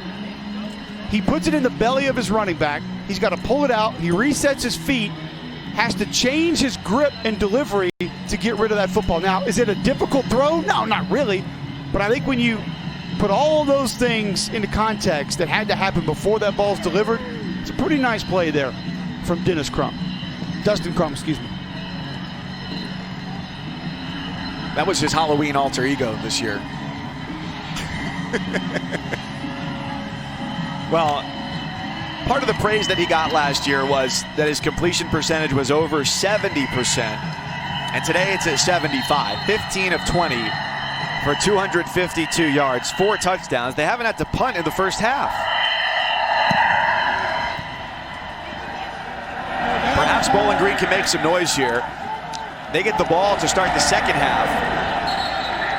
And it would be a little bit more palatable if they could put up a number greater than 10 to end the first.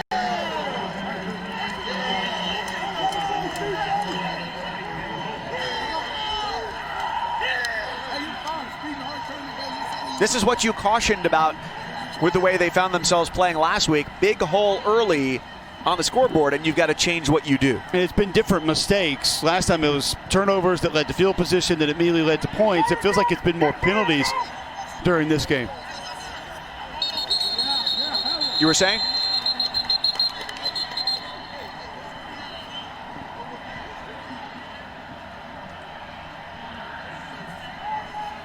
Tenth flag of the first half. Action. Offense number 79. 5-yard penalty.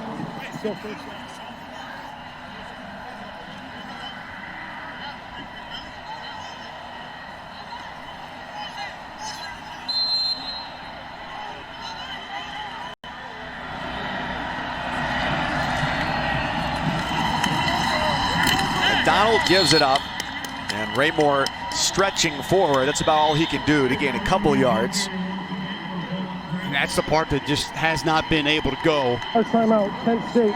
Their second of the half, 30 seconds in length. For Bowling Green tonight, that rushing attack, it's just, it can't find a home.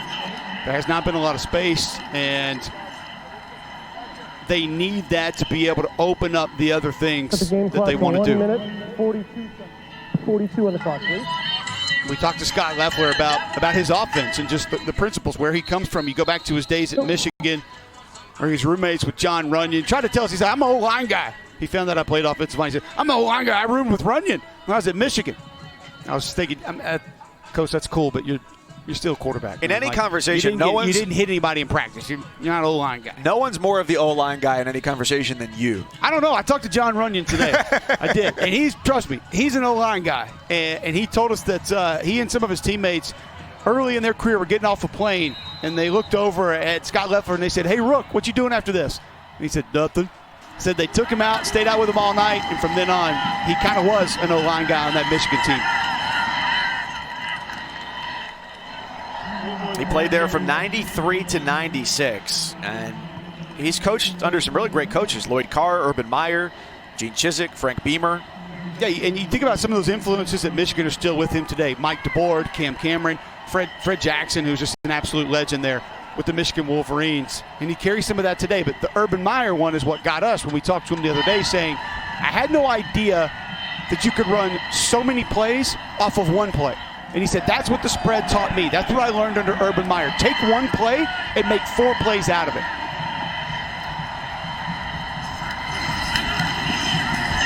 In motion, Embry, hand it off, convert, and then the ball squirts loose at the end of the play.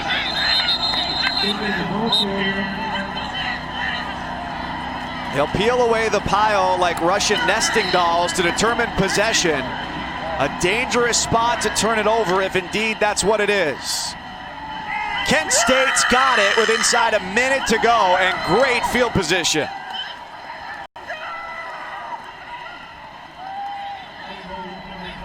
Catastrophe play. You at least needed to get to the locker room and talk about your situation, make some adjustments. That's an excellent job of just putting a hat on the ball. Coming from the right side of your screen, right there. Pooh! Dislodge.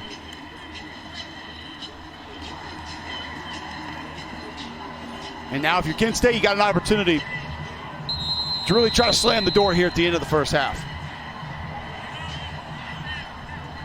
They have not been a chip away at it team tonight. It's been big chunk plays. That is a quick door closing tackle from Darren Anders.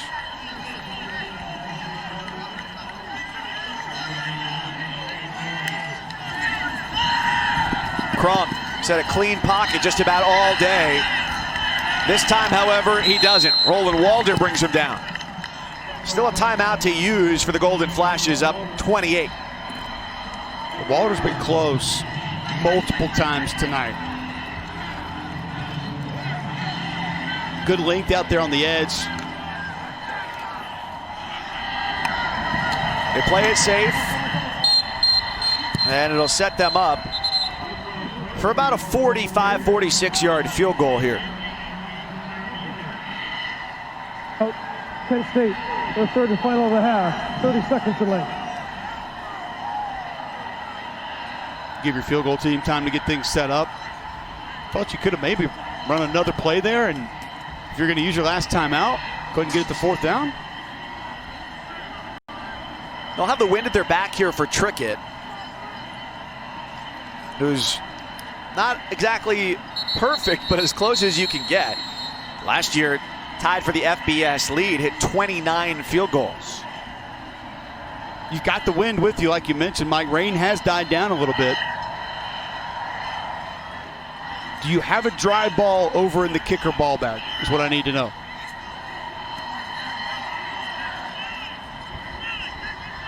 We just saw one get tossed off the field. Precipitation has stopped. 46 yards officially for Matthew Trickett. Crum's got it, puts it down. The kick with leg is no good.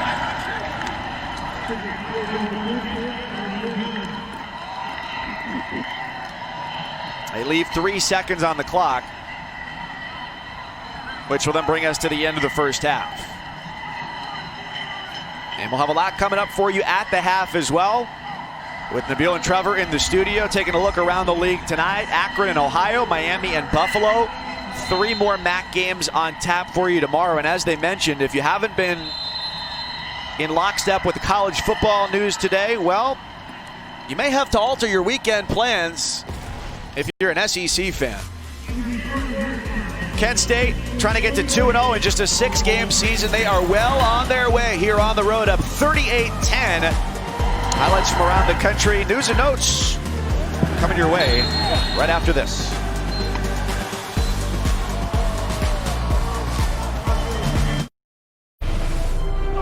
You're watching Veterans Week coverage on ESPN, brought to you by USAA. Welcome back to ESPN College Football Primetime, presented by Ram Trucks. Getting ready for the start of the second half between Kent State and Bowling Green. Disparity on the scoreboard, 38-10. The Golden Flashes with the lead over the Falcons. One big number, Cole Kublik, that stands out: the penalties for Bowling Green, a killer. 10 is too much in a game. Yeah. Much less a half. And I counted at least 2 explosive plays for Bowling Green that were brought back due to penalties. So you're not just hurting your team, you're also taking away big chunks of yards. Kent State trying to go to 2-0 for the first time since 1988, when they opened with wins over Youngstown State and Akron in that season. This is one of just 3 MAC games tonight, with 3 more tomorrow, as the MAC opens up a 6-game conference-only schedule. Midweek games the first 3, and weekend games for the latter half of the season. Bowling Green won the toss, they deferred, and so they get the ball here to start the second. Mike Cousins along with Cole Kublik, thanks for being with us. This game was even at the end of 15 minutes. The second 15 minutes were quite different. What changed? We talked about those mistakes, and not only are you taking away yards, taking away potential points for yourself, you're giving points to your opponent. Now, you give a lot of credit to Kent State because they came out, executed everything exactly the way that they needed to. Haven't made a ton of mistakes on their side of the football. Bowling Green's got to try to find a way to get explosive offensively in this game. And they start with McDonald back to pass. He goes across the middle, and on a wet and rainy night, the ball is dropped. Tyrone Broden, the intended target. Well, that was kind of the story of the first half last week, right, Mike? You had one over the middle that was tipped, intercepted. You had another down the seam that would have gone for about 25, 35 yards. It was fumbled upon contact. Help your quarterback out. Make a play. Well, for all of halftime, the sky was quiet, and now it appears to be angry once again as the rain has restarted and proved to make offense a little challenging late in the first.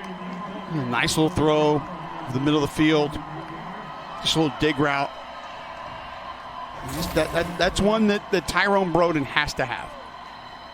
And that was an issue last week quite a bit. Not necessarily on long or intermediate throws, but just short passes, sometimes just 5 yards, where McDonald had either overthrown or a ball was dropped, and that was something that held the offense back quite a bit in that 35-point loss against Toledo. A chance to chip away at a 28-point Kent State advantage, and they face 3rd and 12.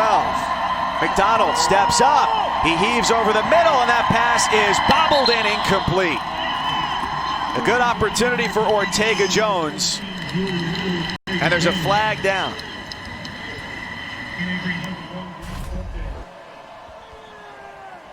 Beg your pardon, no flag.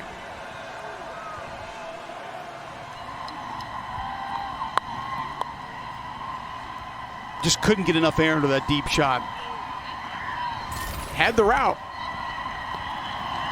Well, if there's anything fortuitous about where Bowling Green is right now, it's one, that the punt goes out of bounds at the 3-yard line, and two, that Matt Naranjo, who had to punt into the wind several times in the first half, gets the wind at his back here. How about the spin on that ball? Naranjo with the little... Brought it right back. Your use of onomatopoeia tonight has been A+, Cole. You're welcome. America thanks you. I don't know what that word means, but I'm going to accept that it's a positive. Right. Crum in the first half. Just solid. Made great decisions. Obviously, Isaiah McCoy, large part in making that play, but they just stole yards for the majority of the first half. Uncovered. Okay, we'll dump it out to you. Play fake. And then here again, let's go to McCoy. Let's let him make a guy miss, outrun another one, run through another one, get into the end zone. They lived in a high percentage world in that first half. And it paid off because they have playmakers. We just mentioned with Bowling Green, help your quarterback out. Go make a play. Go make a catch.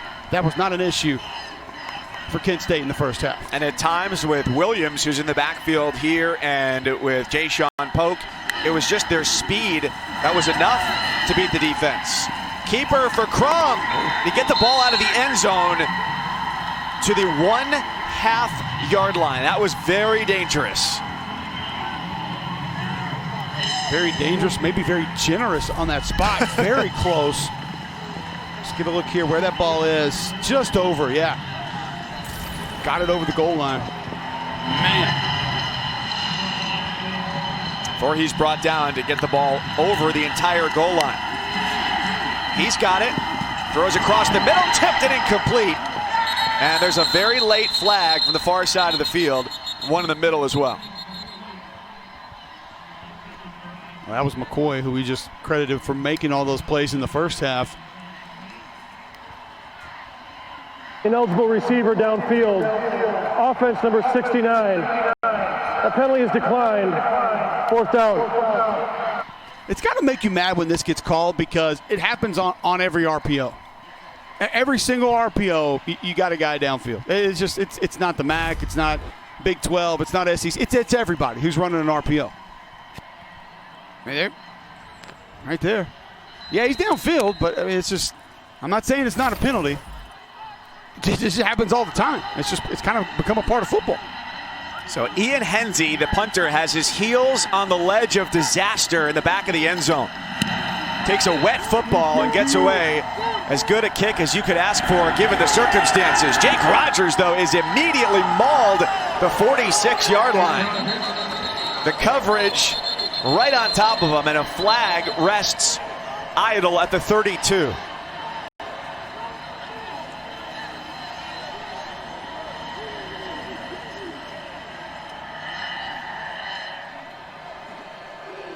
After the play was over, personal foul, unnecessary roughness, number 15 of the return team, 15-yard penalty, timeout.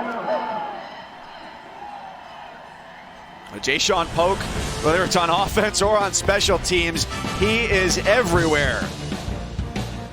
Penalties, beleaguering Bowling Green. It's a fact. 2 out of 3 Americans who qualify for Medicare do not receive all the benefits they deserve. You could be missing out. Now, Anthem Blue Cross and Blue Shield introduces a free Medicare plan checkup to make sure you receive all the benefits you qualify for in 2021. Call 888-520-0830 today and receive extra benefits for a $0 monthly premium. Benefits like dental, vision, hearing, and prescription drugs.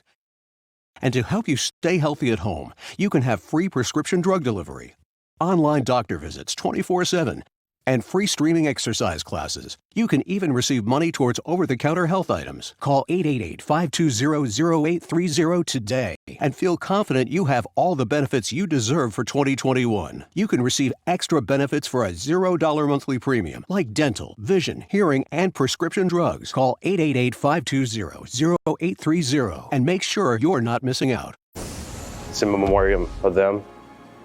And it means a lot to me, and I'm sure it means a lot to other veterans. Because it is, there's a saying that veterans is anybody that's signed a blank check up to and including one's life. And those men and women paid the ultimate sacrifice. And it's always a pleasure for us here at ESPN this time of year to salute all of our nation's veterans as we hear from some of the courageous soldiers, and including some here in the MAC. We welcome you back to Bowling Green, Ohio, with Cole Kubelik, former Auburn offensive lineman. I'm Mike Cousins. Glad you're with us as the Falcons started off running neck and neck with Kent State tonight and have fallen behind by 4 scores. Looking to get things rolling here, and the weather is not doing them any favors as the rain has picked up once again. Got some momentum, though. You're going to move the chains here. Split zone. Trayvon Raymore gets a little full steam ahead there. Move in the pile, pick up first down yardage.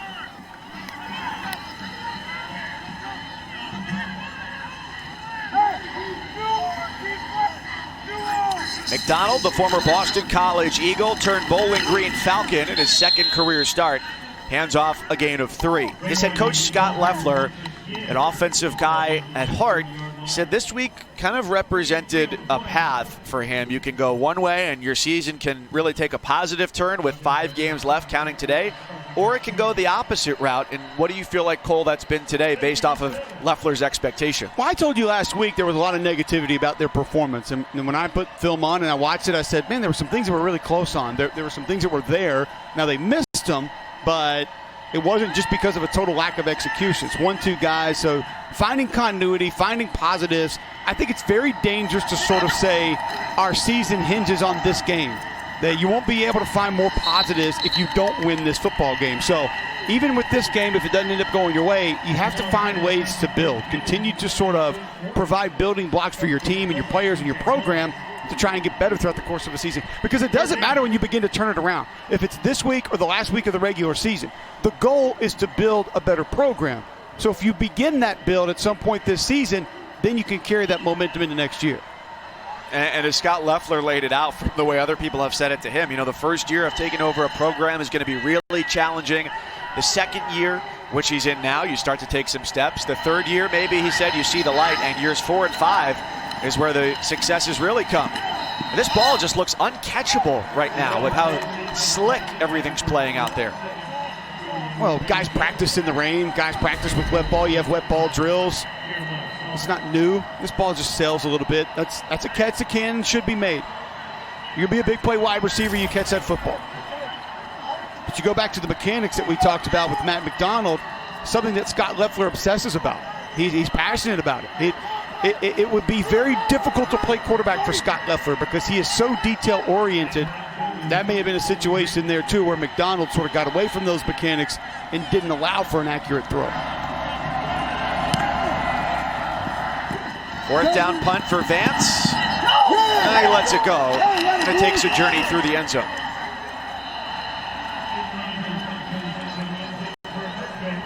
Kent State up 28 after the Bowling Green punt.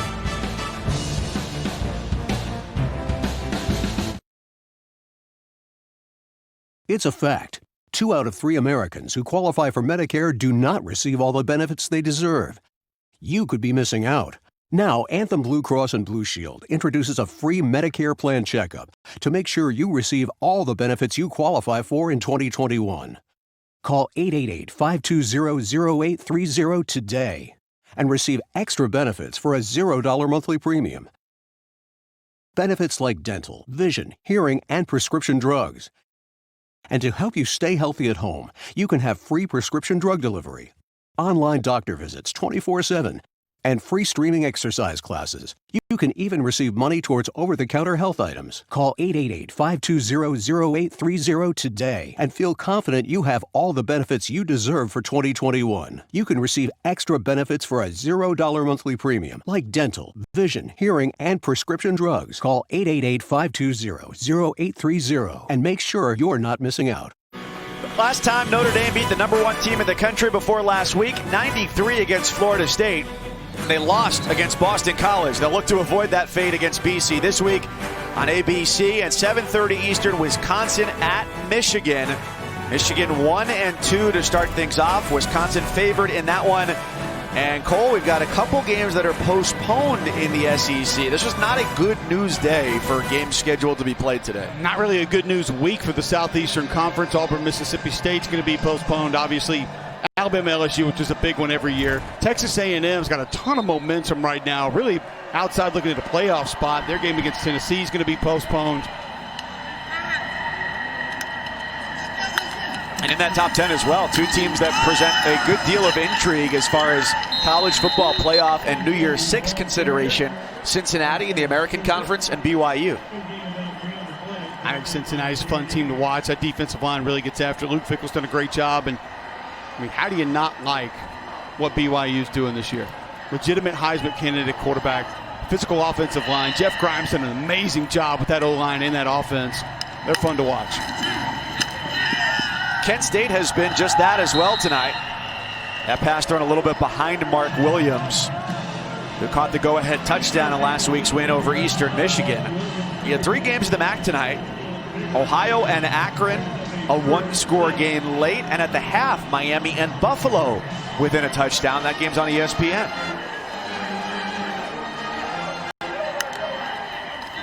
Kent State trying to make it 3 straight in this rivalry. Long throw is too long from Crum. A win tonight for the Golden Flashes gives them their longest, or matches their longest winning streak in this series, 3 straight, which they also did back from 2010 to 2012.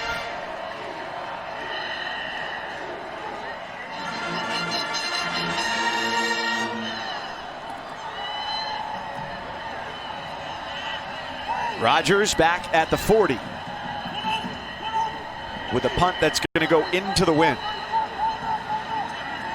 From Henze, taken over this year from Derek Adams, a grad transfer who left for Northwestern. He gets the practice kick in.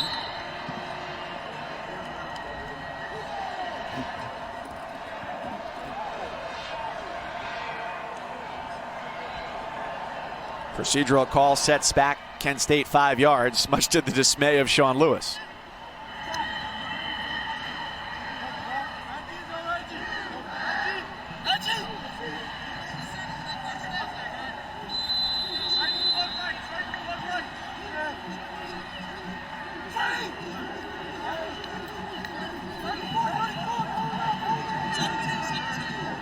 A lot of chatter along the line pre-snap.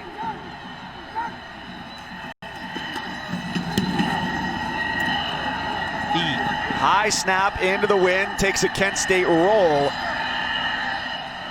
But it'll be just about a 53-yard march for Matt McDonald and Bowling Green heading to the end zone. It's been a long wait for Matt McDonald to get to this point as a starter, but football runs in the family. His dad, Paul, played quarterback for the Browns from 1980 to 1985, and tell you what, success or not, if you play quarterback for that franchise, you don't buy a drink for the rest of your life in Northeast Ohio. And there they are when Matt started out his career at Boston College with his dad watching on. Matt turned 22 during training camp.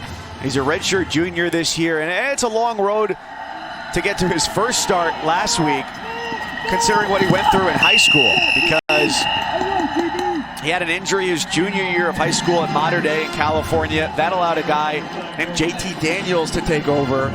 Matt then transferred to be able to play his senior year as a starter and just played sparingly in 2018 at Boston College. So now, for the first time in a long time, is the guy.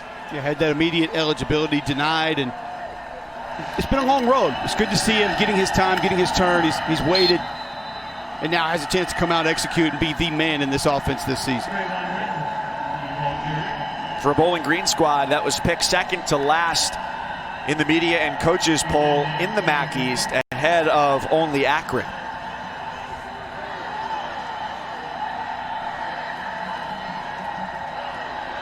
And it's a different offense, too, from what Scott Loeffler and company executed last year, with Darius Wade, the starter in the first 5 games, and then Grant Loy, who started the final 7. Taking a couple deep shots here. That's over Broden's head. Loy, now the grad transfer and a backup quarterback at Auburn. So they open things up a little bit, doesn't go their way, and just trading punts here in the third.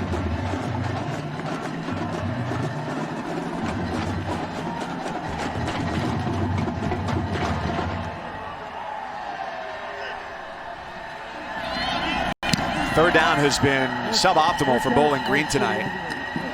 They've netted -1 yard on third down plays. There's still a 38-10 lead for Kent State.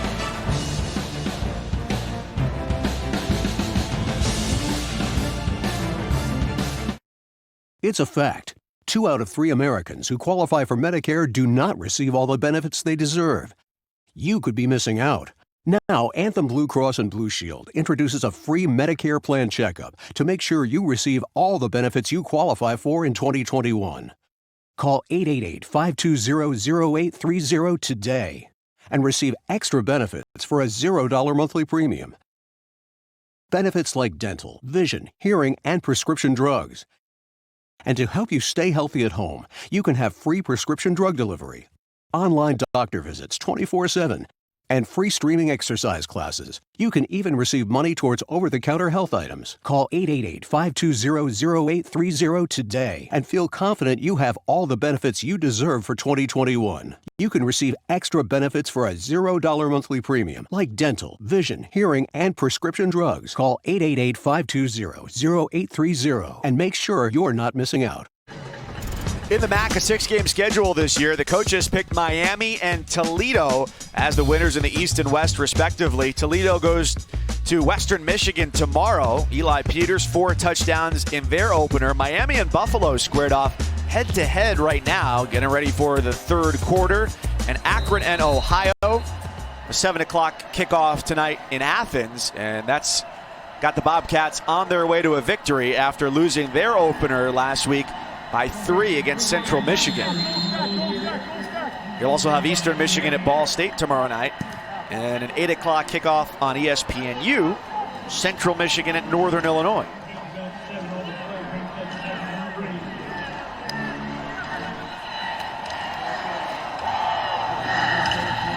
Crum goes airborne, and he's about a half-yard shy, it appears. Set up 3rd and short. Really nice read there, though. Blaine Spires came crashing down from his defensive end spot. Pull it, run around in. And then the luxury to be able to hand it off to a back who requires multiple tacklers. Brian Bradford redshirted freshman from St. Louis. Now, that's not typically a hotbed recruiting area for schools in the Mid-American Conference. At a Christian Brothers College high school there in St. Louis, and it helps to have a tie. It's all about relationships in recruiting, right?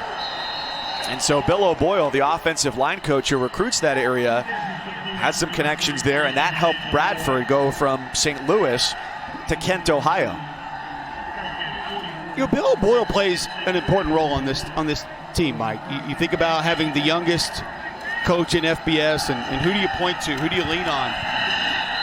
And Sean Lewis told us Dino Babers is kind of that guy, someone that he really talks to, has conversations with, played for Brett Bielema. Brett Bielema raved about Sean Lewis, but Bill O'Boyle was the head coach at Chadron State, 57-21. He went 3 straight unbeaten Rocky Mountain Athletic Conference titles. You think it's hard for Scott Frost to recruit Big Ten players to Nebraska? Tried Division II in Nebraska and winning like that. He won 28 straight RMAC games. He coached Danny Woodhead.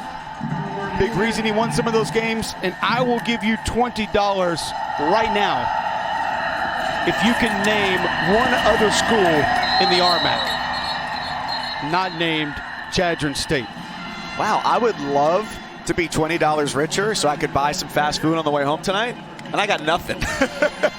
You don't have Colorado Mesa? South Dakota Mines. That was my second choice. What about Colorado Mines? Western. That's it, just Western. I have work to do on the Rocky Mountain Athletic Conference. Get your RMAC game up. Just when I was feeling good about myself. Thanks a lot, 2020. With Cole Kublik, Mike Cousins here in Bowling Green, Ohio. Kent State in control as they have been ever since the end of the first quarter. Some miscommunication there for Crum, and rare miscommunication. He's 18 of 26. Now, one of the few times that we've seen him sort of out of sync with his wide receivers in this game.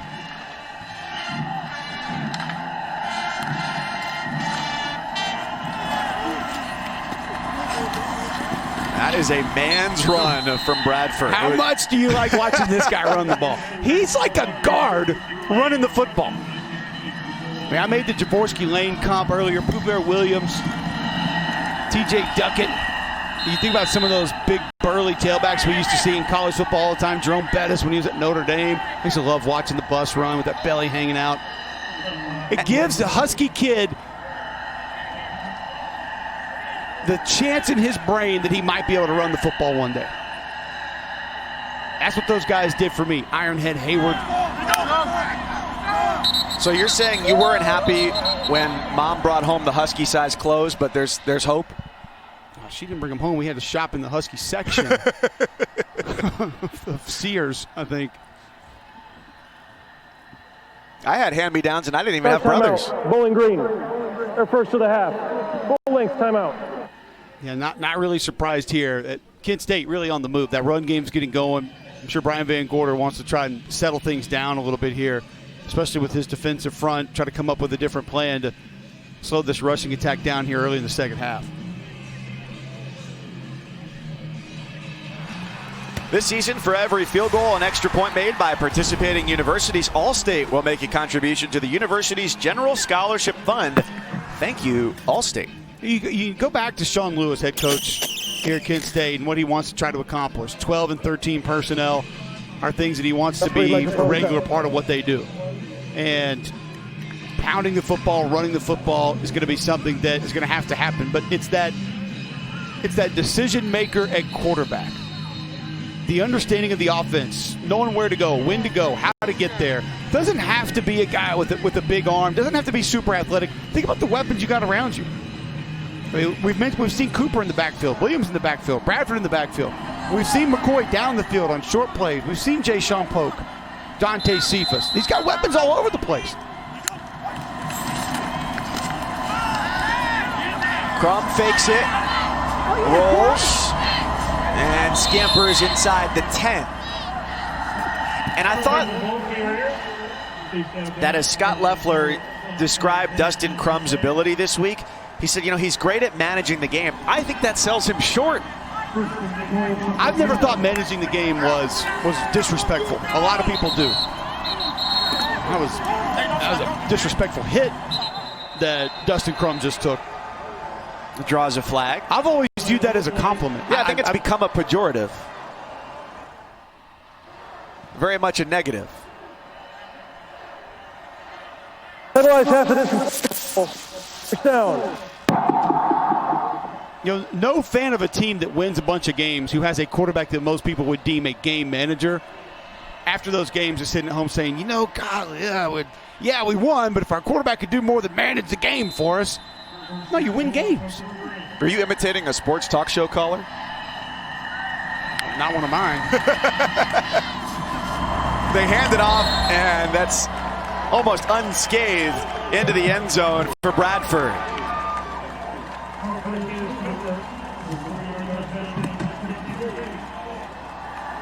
I beg your pardon, Cooper. The freshman getting back in, getting an opportunity.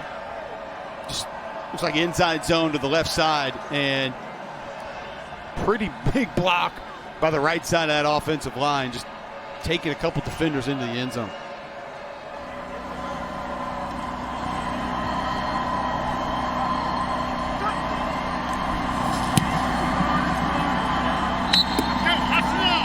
They nail the extra point, and now lead 45-10. Well, a year ago it was a 62-20 demolition of Bowling Green at Dick Stadium, 750 yards, and they're on pace to match that.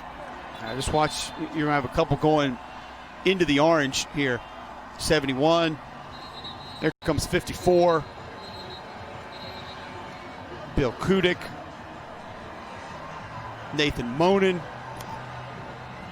You get down there in short yardage situation, Mike, and you get your defenders into the end zone. Just give you a look at it. Push them into the paint. You're going to have a good opportunity to score. You do that. You're an offensive lineman. On an already depleted line without their top pass rusher, Carl Brooks, out with a foot injury. So Cooper, Williams, Bradford, a hydra of running backs for Kent State have been massively beneficial in their so far successful effort to topple Bowling Green. Find an 18 here, Xavier Williams. I think he's down at the bottom of the screen. This guy is incredible on kickoff coverage. Watch how fast he gets down. The full-on sprint and a fair catch before the Falcons take over on offense. Let's go to the studio for an update with Nabil. All right, thank you very much. Let's get you caught up on Miami, Ohio, and Buffalo.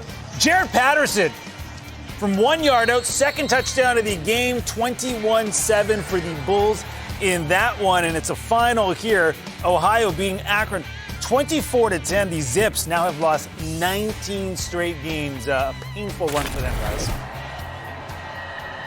So head coach Tom Arth in year number 2 in search of victory number 1, as the last win for the Zips came back on October 27th of 2018.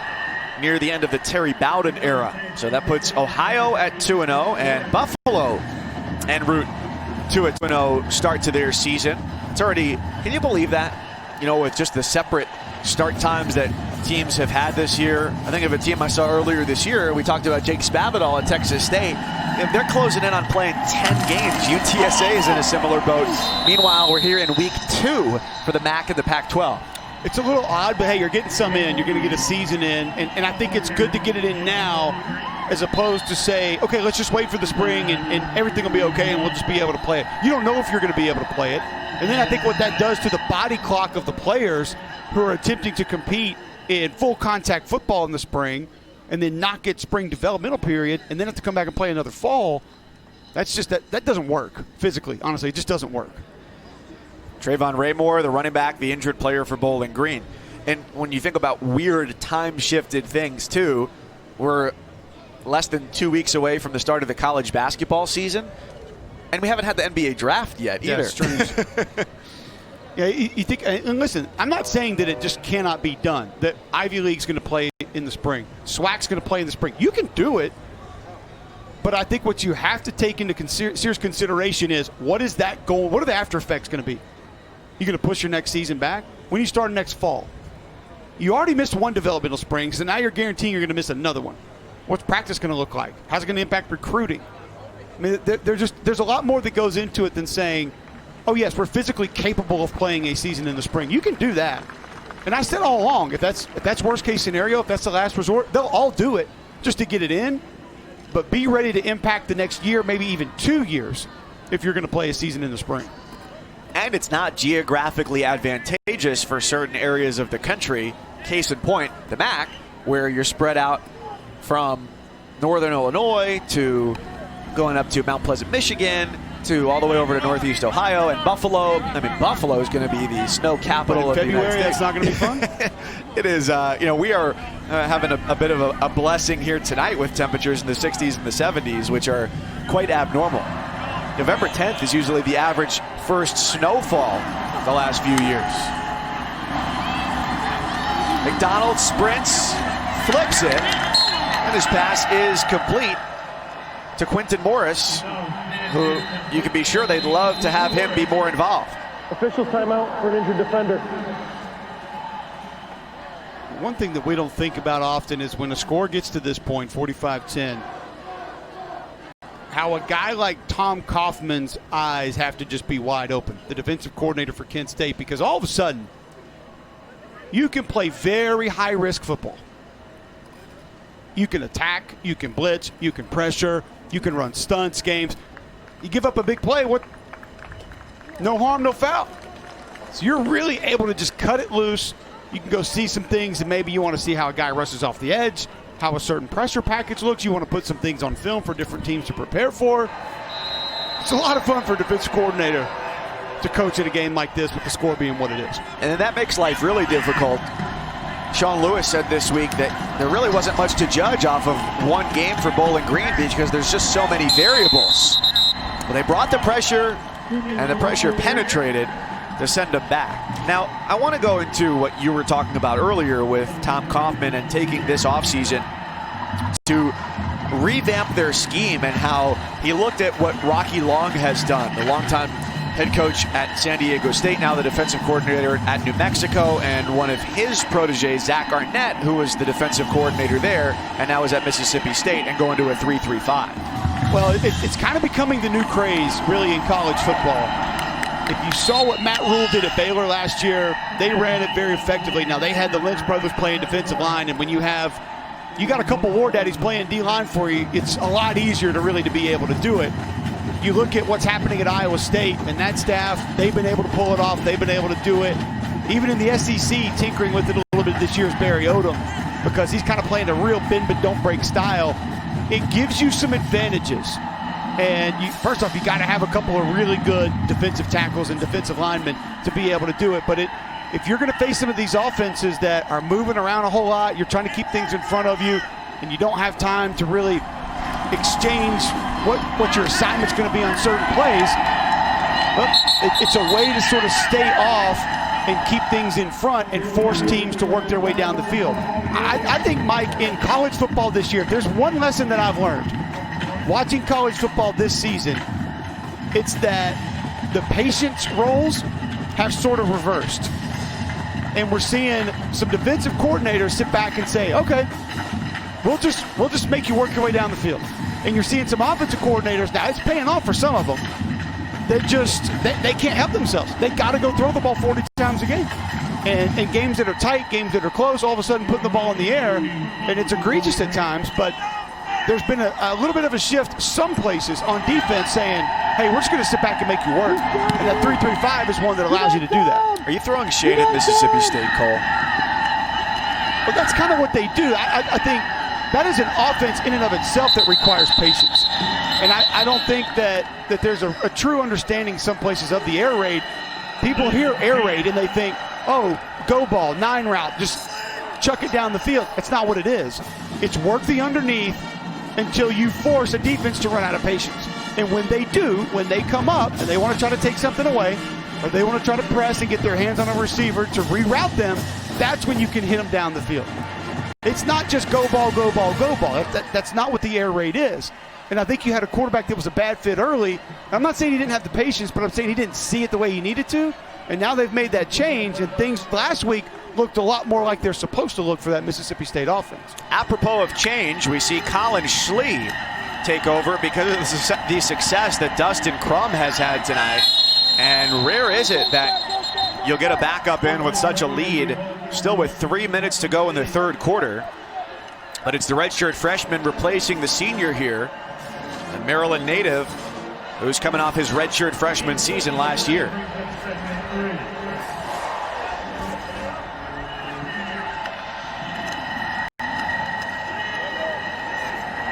He keeps it and tumbles forward. It'll be 3rd and 1 for the 6'3" quarterback who had college basketball offers coming out of high school as well from Mount St. Mary's and Bucknell.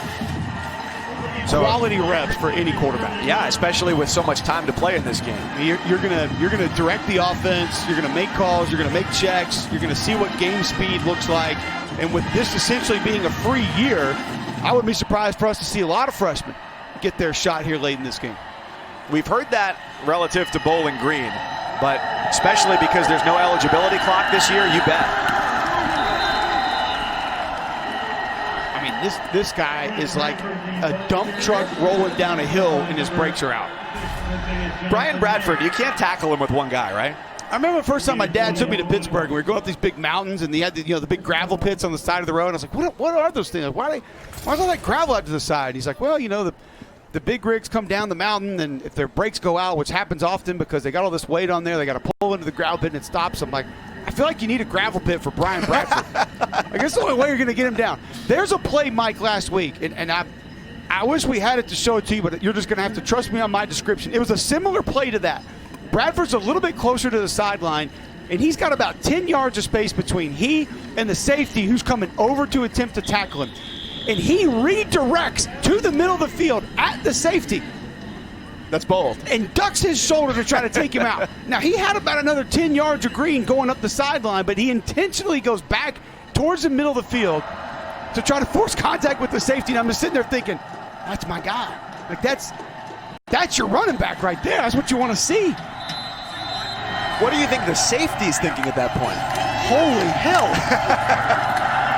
It may be what Colin Schlee is thinking after the blitz came from the backside and brought him down. Like, you probably think you're in pursuit, you're taking a good angle, and you're huffing and putting, and all of a sudden 245 redirects right at you. That's when you wish you were the gravel pit. Like, you're just not fun. With the momentum when he's got going downhill, he can't stop at the way station. He's just got to blow right by it and says, forget about it. Find me my gravel pit or give me the end zone.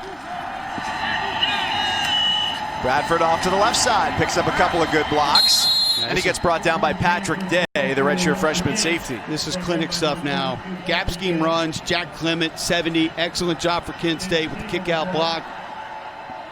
He pulls around. Bradford gets right back up in the hip inside of that block. Just as the defense crashes down on Bradford, here's Schlee on the run. Inside the 20, a stiff arm, and he's out of bounds inside the 10. How about the offensive versatility from the backup quarterback for Kent State? Well, and Schlee's got a little more twitch. Watch the read. Stay with it. Boom. Yank it out, and then get north and south. Very decisive was Colin Schlee there on that read. I like it. 19, doubles his number, goes for 38, and it sets up 1st and goal. He shoulder shakes a defender, loses a couple yards. 2nd down on the way. Yeah, a lot of time, that same play down near the goal line is a little bit more difficult. It's easier for a defense to attack both the handoff and the quarterback keep because you don't have as much green behind you that you have to protect. They've got the option to let this clock wind down and take us to the 4th quarter. But they're ready to go for one more snap, perhaps. Schlee on the roll. Throws a one-hopper with a 2nd left in the 3rd. That's probably just being a little bit amped up there. I mean, he just had the adrenaline going. He's kind of half rolling out. Probably could have taken another step or two to calm himself down a little bit. You want to give that receiver an opportunity to catch the football, and then if he needs to make a move, either the pylon or north-south, give him a chance to make a decision based on where the defender is.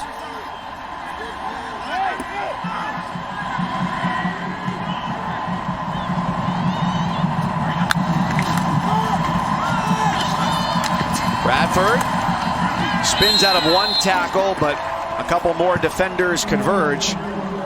Fourth down coming up as we get to know some other players other than the starters on this Kent State roster with the Golden Flashes 2-0 in their sights. It's a fact. 2 out of 3 Americans who qualify for Medicare do not receive all the benefits they deserve. You could be missing out. Now, Anthem Blue Cross and Blue Shield introduces a free Medicare plan checkup to make sure you receive all the benefits you qualify for in 2021. Call 888-520-0830 today and receive extra benefits for a $0 monthly premium. Benefits like dental, vision, hearing, and prescription drugs.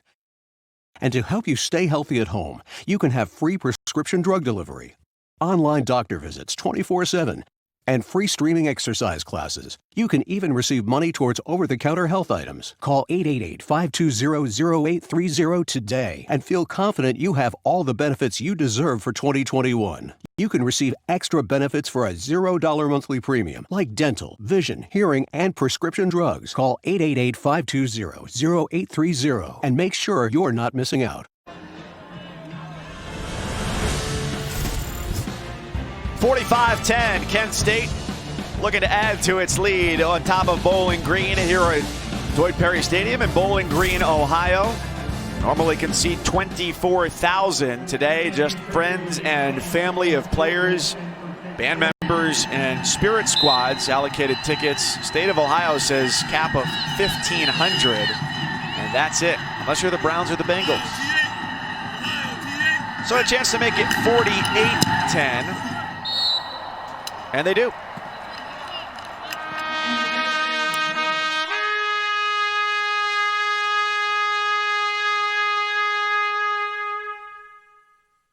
POW, MIA, you are not forgotten.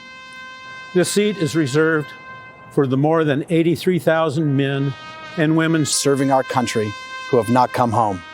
They are either missing in action or prisoners of war. Through all the triumphs and defeats upon this field, this chair will remain unoccupied. In honor and in memory of their bravery, commitment, and sacrifice, waiting for their return.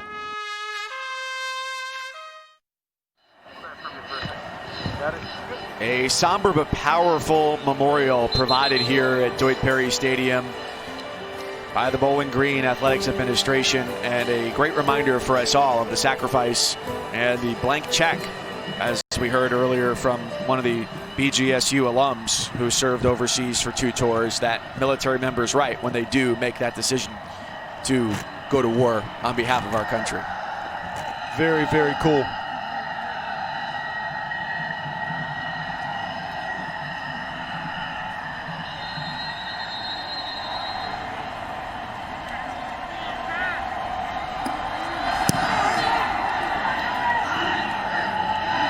Just a few seconds into the 4th quarter, Bowling Green has it.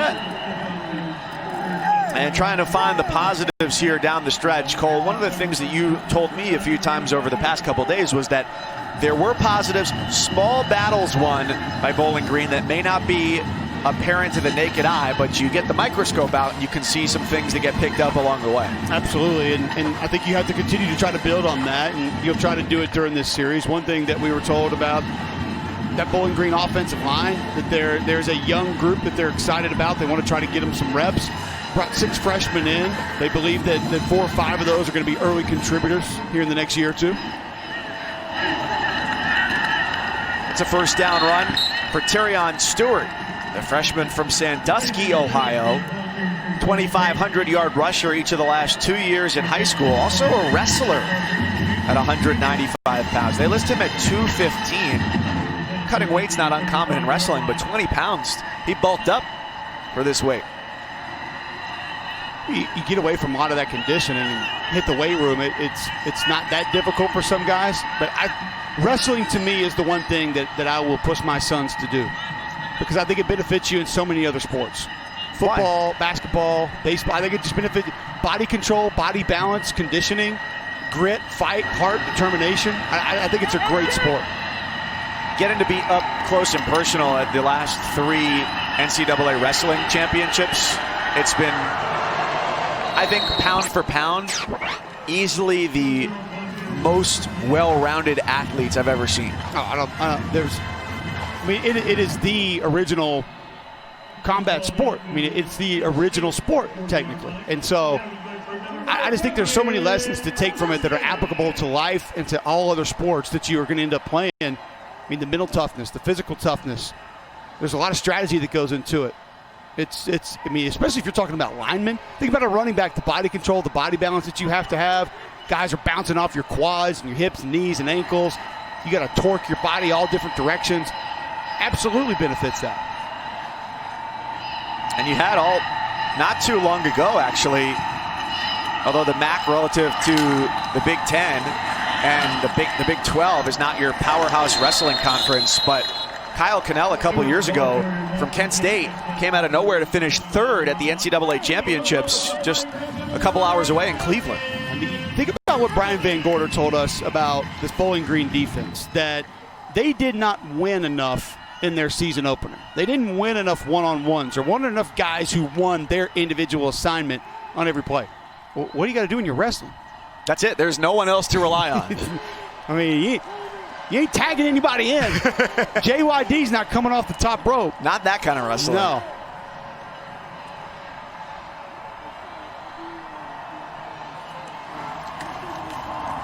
First down for BG. Stewart tries to reverse course, and he is gobbled up by the white and gold.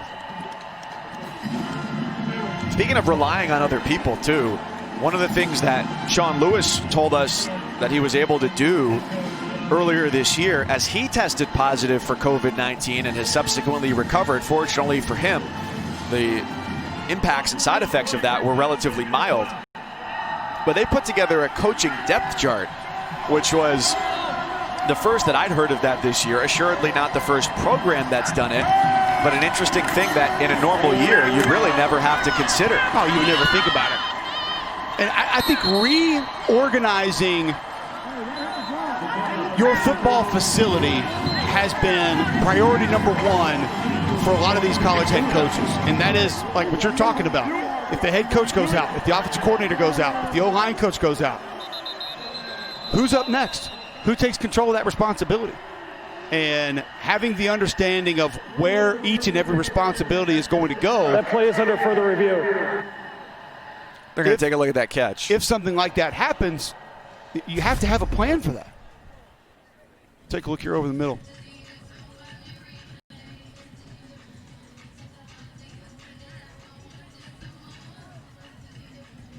Ball definitely moving on the way to the ground. Is there firm control is the question. So you need indisputable video evidence to overturn. I did have the arm under the football. Obviously not immediate control. But quickly going back to, oh no, wow, I would tip back absolutely not. Tip back into him though, not on the ground right there. You know, it's not just coaching rosters, Mike. It's also player rosters. There's been more cross-training of players this year. Defensive ends working an outside linebacker working a defensive end. It's been a big challenge for a lot of coaches. I mean, you just had earlier today, Arkansas head coach Sam Pittman tested positive for COVID-19. Well, and then you think about the benefit there of what he was able to do in the offseason by hiring Barry Odom, who served as a Missouri head coach, who's very capable as a head coach, and I think going to get another shot at being a head coach because he's doing a magnificent job with that Arkansas defense. The luxury to be able to hand it to him, having just done it last year in the same league. He knows exactly what it's about, and he can handle that. You know, there are a lot of coaches that don't like to bring in former coaches to their staff. I've never understood it. That's a measure of humility, right? I would always want the guy to be able to walk down the hall and say, how'd you handle this? After review, it's been determined that the ball hit the ground before possession. It is an incomplete pass. It'll be 3rd down and 12 at the 31-yard line. Clock operator, please set the game clock to 11 minutes, 59 seconds. 11:59, please. Yeah, that ball moving around a lot. Would have been a cool catch, though. Yeah, especially with the DB kind of accidentally tipping it back into him. But yeah, like you said, it really reflects you as a head coach saying, I don't know everything. I'm never going to know everything, so let me surround myself with the best people that I can.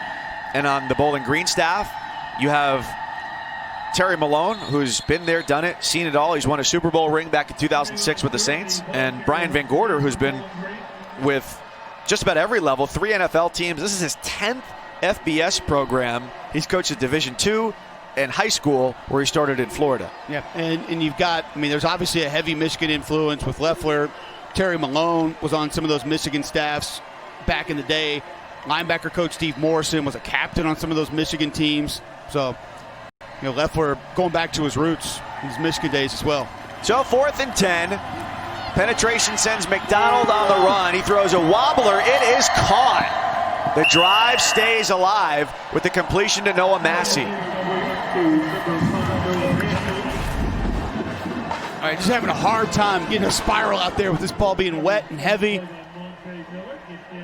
But taking a little bit off right there allows for that ball to be a little bit more accurate. You go try to put that ball with a lot of velocity on the receiver's shoulder pad, probably not going to be an accurate throw. Stewart angles back in and quickly gets dragged down. Well, you know what it looks like probably at this point?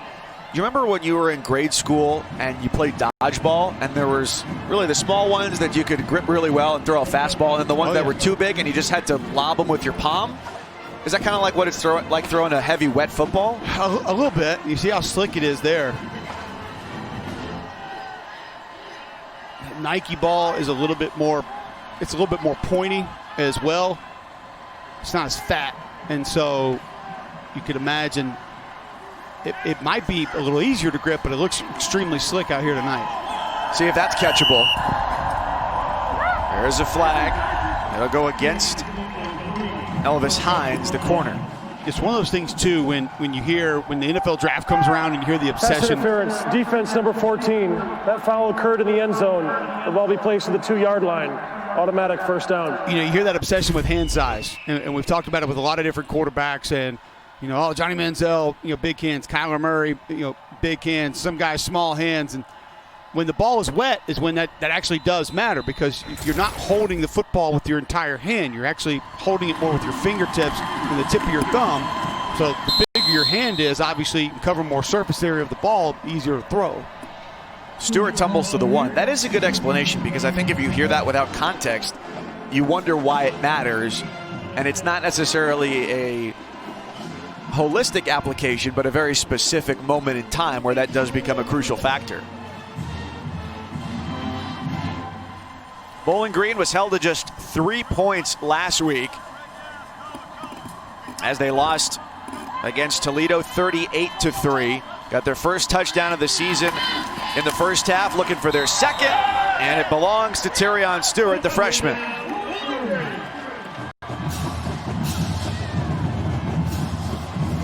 Mike, you mentioned finding positives. Tyrion Stewart is absolutely one of those positives. I mean, he has looked exceptional on this drive. Got that low center of gravity. You know, legs just kind of keep churning, not afraid of contact. You may have found someone in the backfield that can really help you moving forward. In a year where they're going to see a lot of guys play up and down this roster, there's a young gem, the freshman from Sandusky, Ohio. It's a fact. 2 out of 3 Americans who qualify for Medicare do not receive all the benefits they deserve. You could be missing out. Now, Anthem Blue Cross and Blue Shield introduces a free Medicare plan checkup to make sure you receive all the benefits you qualify for in 2021. Call 888-520-0830 today and receive extra benefits for a $0 monthly premium. Benefits like dental, vision, hearing, and prescription drugs. And to help you stay healthy at home, you can have free prescription drug delivery, online doctor visits 24/7, and free streaming exercise classes. You can even receive money towards over-the-counter health items. Call 888-520-0830 today and feel confident you have all the benefits you deserve for 2021. You can receive extra benefits for a $0 monthly premium, like dental, vision, hearing, and prescription drugs. Call 888-520-0830 and make sure you're not missing out. ESPN College Football is presented by Ram, built to serve. And a salute to those who have served our country here as we honor the armed forces, members of the military this week on ESPN. And we welcome you back deep into the night here at Bowling Green, Ohio. Game 2 of the season for both Bowling Green and Kent State. The Golden Flashes on their way to 2-0, up 48-17, just yielding the second touchdown of the night to Bowling Green. Short kick and a fair catch where Kent State will take over. Our lineup for this week, and a very special one where College Game Day is going to the Masters, where in golf, the Pac-12 and the Big 12 are your top conferences. You'll have coverage there Thursday and Friday, 1 Eastern on ESPN. College football Saturday on ABC, a great doubleheader. Wisconsin, Michigan is our night game. And then 10 Eastern on ESPN, Terrence Crawford against Kell Brook in Las Vegas with the WBO welterweight belt on the line across ABC, ESPN, and the ESPN app. We knew we were going to get some of these all-time sports weekends when things were being announced that they were coming back. Now it's here. And now this may be the one. Now, just like for a quarterback, Colin Schlee coming on for his second drive, it's about time management, Cole. And how do you maximize that time? Because you can only dedicate your attention to so many things at once, but you can maximize the experience across multiple screens. And I think that's the important thing to remember. Multi-screen is going to be huge. iPad, phone, multiple TVs, laptop. You're going to have everything out. It's going to have to be, I mean, every screen is going to have to be on hand to help you out with this weekend. It's very difficult, in my opinion, Mike, because the Masters is something that requires most all of your attention. It's got to be focused because there's so many things going on. And to then give me football on top of that, now you're asking me to choose between pizza and tacos. That's a win-win. I can't. I mean, I want them both. I've never seen you so conflicted. You got donuts and Oreos. Like, can we put them together and just make one thing? Yeah, and you somehow have Oreos show up in the mail at your house. Hey, man, Oreos been good to me. And then you do an unboxing on social media, and I gain weight watching your story. I'm not going to act like I didn't love it. I still will say how they don't take the thin cookie with the most stuff and make a cookie out of that and sell it. I'm giving you money, Oreo. That's all I'm doing. I'm just giving you money. I'd buy them. You've already had, this is your second life in football after a player as an analyst. Maybe you have a third career in the future as a food design scientist. Yeah. Or just consultant, taste tester. Part-time consultant. I'll do it for barter. Send me cookies. Just for the product. And now, unfortunately, my kids like them, so I got to share the Oreos with the kids. Kit and Judge are always asking for Oreos. That's got to be an after bedtime snack, right? I do try to wait until they're that's asleep. Smart. That's good parenting. 101. There are 2 fouls in the previous play, both against the offense. Personal foul, illegal block below the waist. Offense number 12, that penalty is declined. Holding, offense number 73. Penalty accepted 10 yards from the previous spot. Second down. And more flags than a golf course tonight as well. Yeah, that was like a baseball lineup of flags, I felt like. Like you just gave us your order. You just went all the way down through. That was like my order at a taco joint right there. It requires the unfurling of a scroll to really reach the end of it. Exactly. I did feel bad. My wife went to like the hipster grocery store where we live and got kind of the off Oreos for the kids. Not going to fly. They thought they were really good, and I didn't have the heart to tell them that those aren't the same, and they're really not that good. It ain't the real stuff. After we saw Woody Barrett briefly, here's Schlee with a dart down the middle.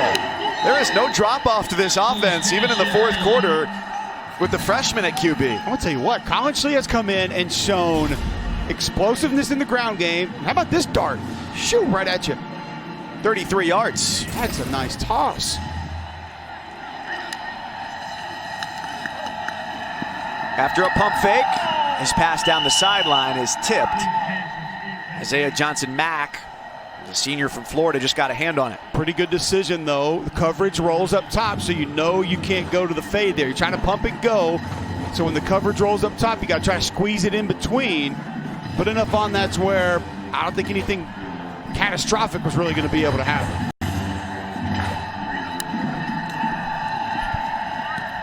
Quick toss again.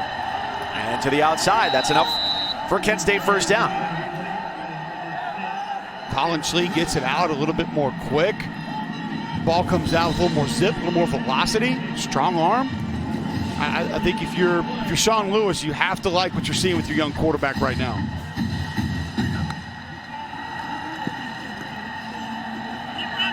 After a progression through the reads, Schlee takes a block in front and just keeps it. I don't know if I have ever seen a quarterback go out of bounds and then redirect inbounds to initiate contact with the defender.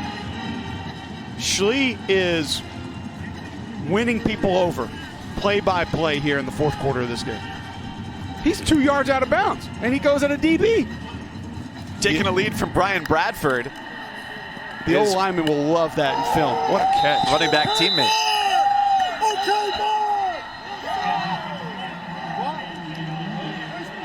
Javon Williams going out and getting one. Brings us inside 6.5 minutes with Kent State on the verge of starting 2-0 for the first time since 1988. Schlee to the 5 and to the end zone. Wow, that might be the most impressively engineered drive of the day.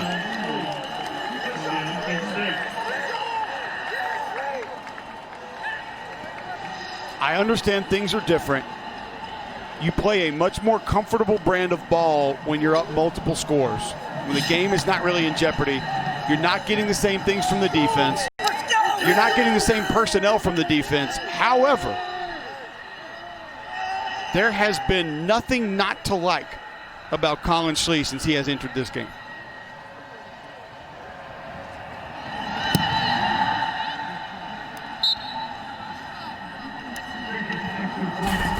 Whether Crum or Schlee, the quarterbacks have engineered the offense to near perfection tonight, putting 55 on the board. Rolling. It's a fact. 2 out of 3 Americans who qualify for Medicare do not receive all the benefits they deserve. You could be missing out.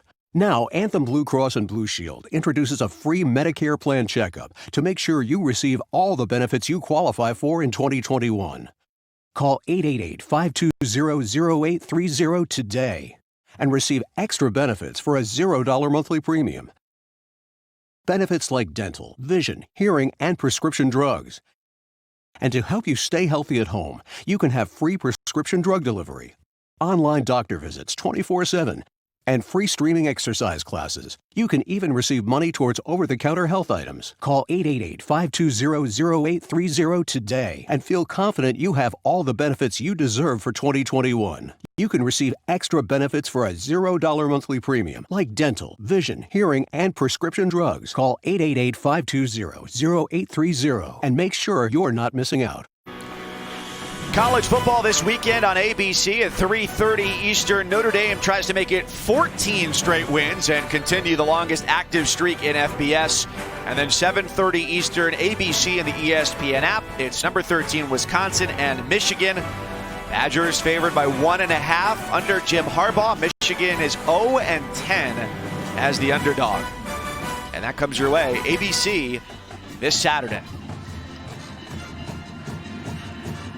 Well, you can't draw too big of a conclusion off of a small sample size, Cole, but Colin Schlee has been mighty impressive here in his debut.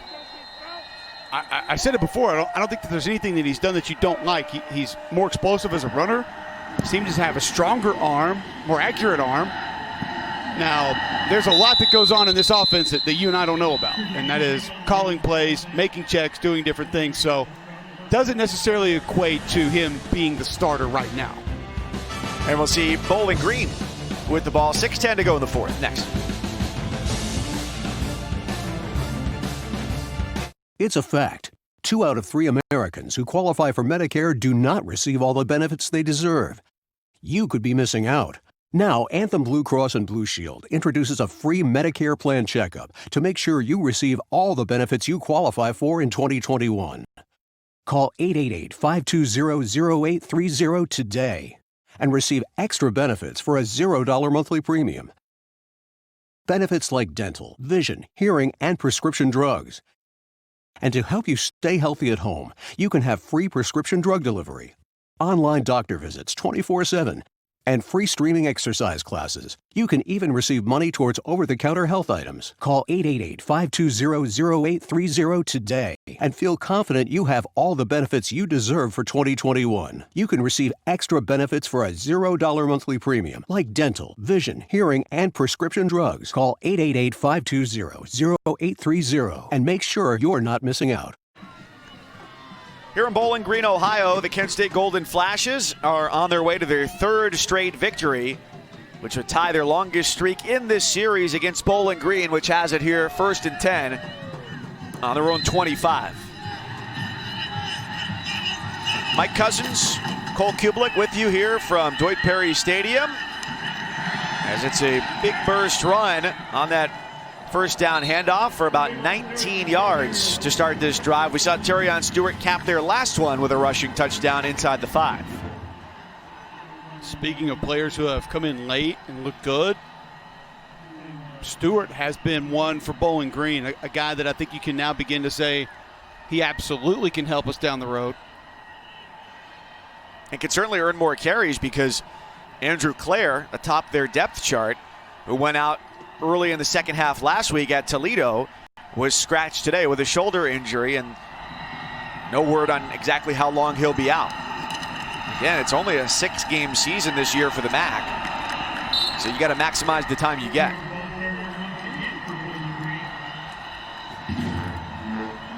As far as maximizing things goes, though, you look back to last year for Kent State, and they had a winning season. They went 7-6. It was a very uphill climb. It took a huge comeback win against Buffalo to help them start their turnaround from 3-6 to get to 6-6 to get bowl eligible, and then get their first program bowl victory in the Frisco Bowl, a high-scoring game against Utah State. And when you consider the history of the program, you go back 40 years. They've had 4 winning seasons in the last 4 decades. You had last year at 7-6, a high point season at 2012 when they went 11-3, a 6-win season in 2001, and a 7-win season in 1987. So 4 winning seasons in 40 years, and an equal number of winless seasons in that same 40-year period. Yeah, that is a roller coaster of emotions that would make Auburn fans feel pretty good about their situation the last 20 years. And the defense collapses from both ends. Yeah, that's not a Smush McDonald. Not a situation that any quarterback wants to be in there. So Utah State finished out their season last year, that 51-point performance. Look at the point totals, too. Really remarkable. I think a lot of it, Mike, is you take on the identity of your head coach, and there's a trickle-down effect. But talk to Brett Bielema about Sean Lewis. He played for Brett at Wisconsin. He played quarterback in high school, came in, played tight end at Wisconsin, and Brett told me, smart as hell. He can blend in any environment, gets along with everyone, and can make everyone believe what he wants to accomplish. Said he loves football. Coolest thing that Brett told me was how much the cancellation bothered him. He said it was absolutely devastating for Sean Lewis when the season was canceled. And he reached out to Brett, and I'm sure he reached out to Dino Babers, and just needed to talk to people. But it gives you an idea of how passionate he is about football, about coaching, about his team, about his players. And enjoyed visiting with him the other day. It was my first interaction with him, and you can see why the kids gravitate to him. If you don't get your guys to believe in what you're doing, what you're selling, what you're trying to build, if that buy-in's not there, it's never going to be great, ever. Especially when you're hired as the young coach who's hoping to give a spark to a program. That motor has to just be on all the time. It can't be a thing you have to try to do. It's just what you're born to do. And I feel like that's just kind of the guy that he is. A lot of energy, a lot of wherewithal, a lot of know-how, and just continues to find ways to kick down doors. And a dad of two. That was part of the shutdown. For as much as he was bothered not being able to be around the guys and be around the facility, he said, we had a relatively new child at home, and that was great to spend time there too. Yeah, he and his wife welcomed the baby girl to the world during the quarantine. I can tell you, birthing a child during the quarantine was a challenge. We had our second son during quarantine, and it was very strange. Sean Lewis's squad, happy with 2-0 in their sights, has 2:44 to run down. It's a fact. 2 out of 3 Americans who qualify for Medicare do not receive all the benefits they deserve. You could be missing out.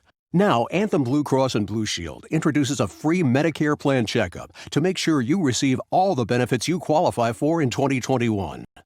Call 888-520-0830 today and receive extra benefits for a $0 monthly premium. Benefits like dental, vision, hearing, and prescription drugs.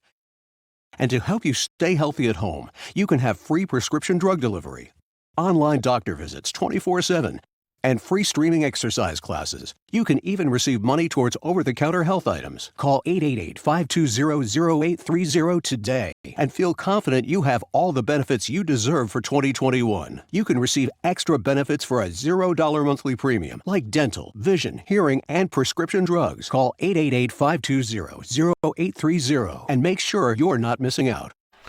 Well, we said goodbye to a television legend this week. Cancer taking Alex Trebek at 80 years old, the second and longest serving host of the Jeopardy program on TV, with some ties to this game as well. Very interesting to find out, as our colleague Greg Melton pointed out to us, some Kent State and Bowling Green ties to Jeopardy. So Kent State alumna Carrie Blazina was on. This is Bowling Green professor Bill Albertini. He was on in 2014. He went on a 3-day run. He won $40,000, PhD in English here at BGSU. And then Carrie Blazina, who graduated in 2014, she was on the show in 2018 at just 26 years old. Now works in the greater Boston area. And so it is with heavy hearts that for Alex Trebek at age 80, born in Canada, but certainly is going to stay in the hearts of Americans across the country for a very long time. I don't think there's any doubt about it. If you've heard his interview with Howard Stern about my favorite part of his entire story, and it's a remarkable story of how he got the job, how he kept the job, but was his contract negotiations. And that there essentially weren't any. And that every time his contract was up, he just kind of assumed that they were going to bring him back, and they made him an offer, and there was no back and forth, no negotiating. He just kind of took it and kept going. I think, that's relatively unheard of. Maybe for Howard Stern also probably has similar contract negotiations. But also what's relatively unheard of. There's a little more negotiating in his, but yeah, for him to May just we all basically endeavor say, for a 3-day work week. For them, and about a 3-month work year as well, because they would jam them all in. He talked about that with Howard also, that how they would jam so many into a very short period of time. That is a Kent State touchdown. Kind of like how Kent State's jammed some of these short screens into the end zone. Really remarkable. They're on the verge of, for the back-to-back years, tack on the extra point, they will have dropped 62 in back-to-back years on Bowling Green. This has been a strong performance tonight, and normally when your second-team guys begin to come in, things take a dip. You get incompletions, you get false starts, you get all those penalties came early. Now the younger guys are in, and this thing's looking as smooth as it's looked all evening. That is quite impressive. Kent State's going to go to 2-0, and next week they've got their biggest rivalry game every year against Akron, their closest opponent, biggest foe in the MAC. And Akron is a team that has struggled the most the last several years in this league. Quick screen out in the flat.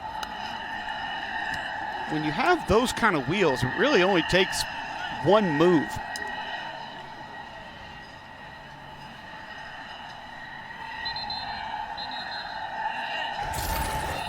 Another good throw from Schlee as well. He's been great. And Isaiah Wooden just taking that thing into the end zone. There are so many playmakers on the perimeter in this offense. It allows you to stay high percentage. You don't have to play high risk, and it gives you the opportunity to create explosive plays with a very low chance of turning the football over. That's a great place to live. If you're an offense coordinator, I can give you easy throws near the line of scrimmage, and you can turn them into explosive plays. We're going to figure out how to win some games. Akron next week at Dick Stadium before a trip to Western New York to face Buffalo. Back-to-back road contests against two very difficult opponents in UB and Miami. So, to finish up the note on Jeopardy, I was curious, if there was to be a dream category for you where you feel like you would sweep, that was a non-football category, what would that be? Tecmo Bowl. I feel like if I hit a daily double in Tecmo Bowl, or especially if it was Final Jeopardy, Tecmo Bowl, everything I had would be on the line. The problem would be I can't envision myself having more than, say, $25 to put on the line, because I'm not going to know many of the other categories to get any right, to actually earn any money to wager. So that would be the issue for me. Tecmo Bowl, I could dominate. I think I could do breakfast cereals. You give me a good lineup and have me try to nail down each breakfast cereal. I'm interested, would there also be other categories, as in lunch cereals or dinner cereals?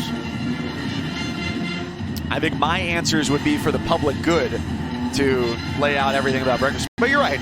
But I think the specification of breakfast cereal is really about when in the day it's eaten, rather than, because a cereal could be for any time of day, but we're saying you don't want to eat a sugary cereal too late, right? I've done it plenty of times in my life. Big time burst from Terrion Stewart. He has not given up on this one, even with 41 seconds left on the clock. He has been their shining star of the fourth quarter. Terrion Stewart has just been incredible in this game. Inside zone to the left, and he just cuts it back. This team runs duo a lot, which would be inside zone to the left, but you hand it off to the right. That time, the cutback was just there. He didn't have to do a ton of heavy lifting. Executed well up front, but he's been running through blockers. He has been phenomenal tonight. You've really made me question now, is lunch meats an appropriate categorization for turkey and ham? Like, you could eat those for dinner too. Yeah, because I think lunch meat is when you go to the deli and you say, I want some sliced turkey, I want the sliced maple glazed turkey, whatever it is. You have an understanding that you're going to eat that for lunch. You don't take that home thinking, I'm going to make turkey sandwiches for dinner 2 nights this week. But when someone buys cereal, you're not taking that to your house saying, I might have this for lunch on Wednesday, be great for dinner on Thursday. When you throw out dinner options in your home, it's not turkey sandwich or ham sandwich or Fruity Pebbles or Cocoa Puffs or Lucky Charms. I think those aren't the real options. Now, when I was a kid, did I eat a whole box of Fruity Pebbles for dinner multiple times? Yes, that happened plenty. But I'm just telling you, those are not real options. Just like a sliced Ziploc bag of turkey is not a real option for dinner.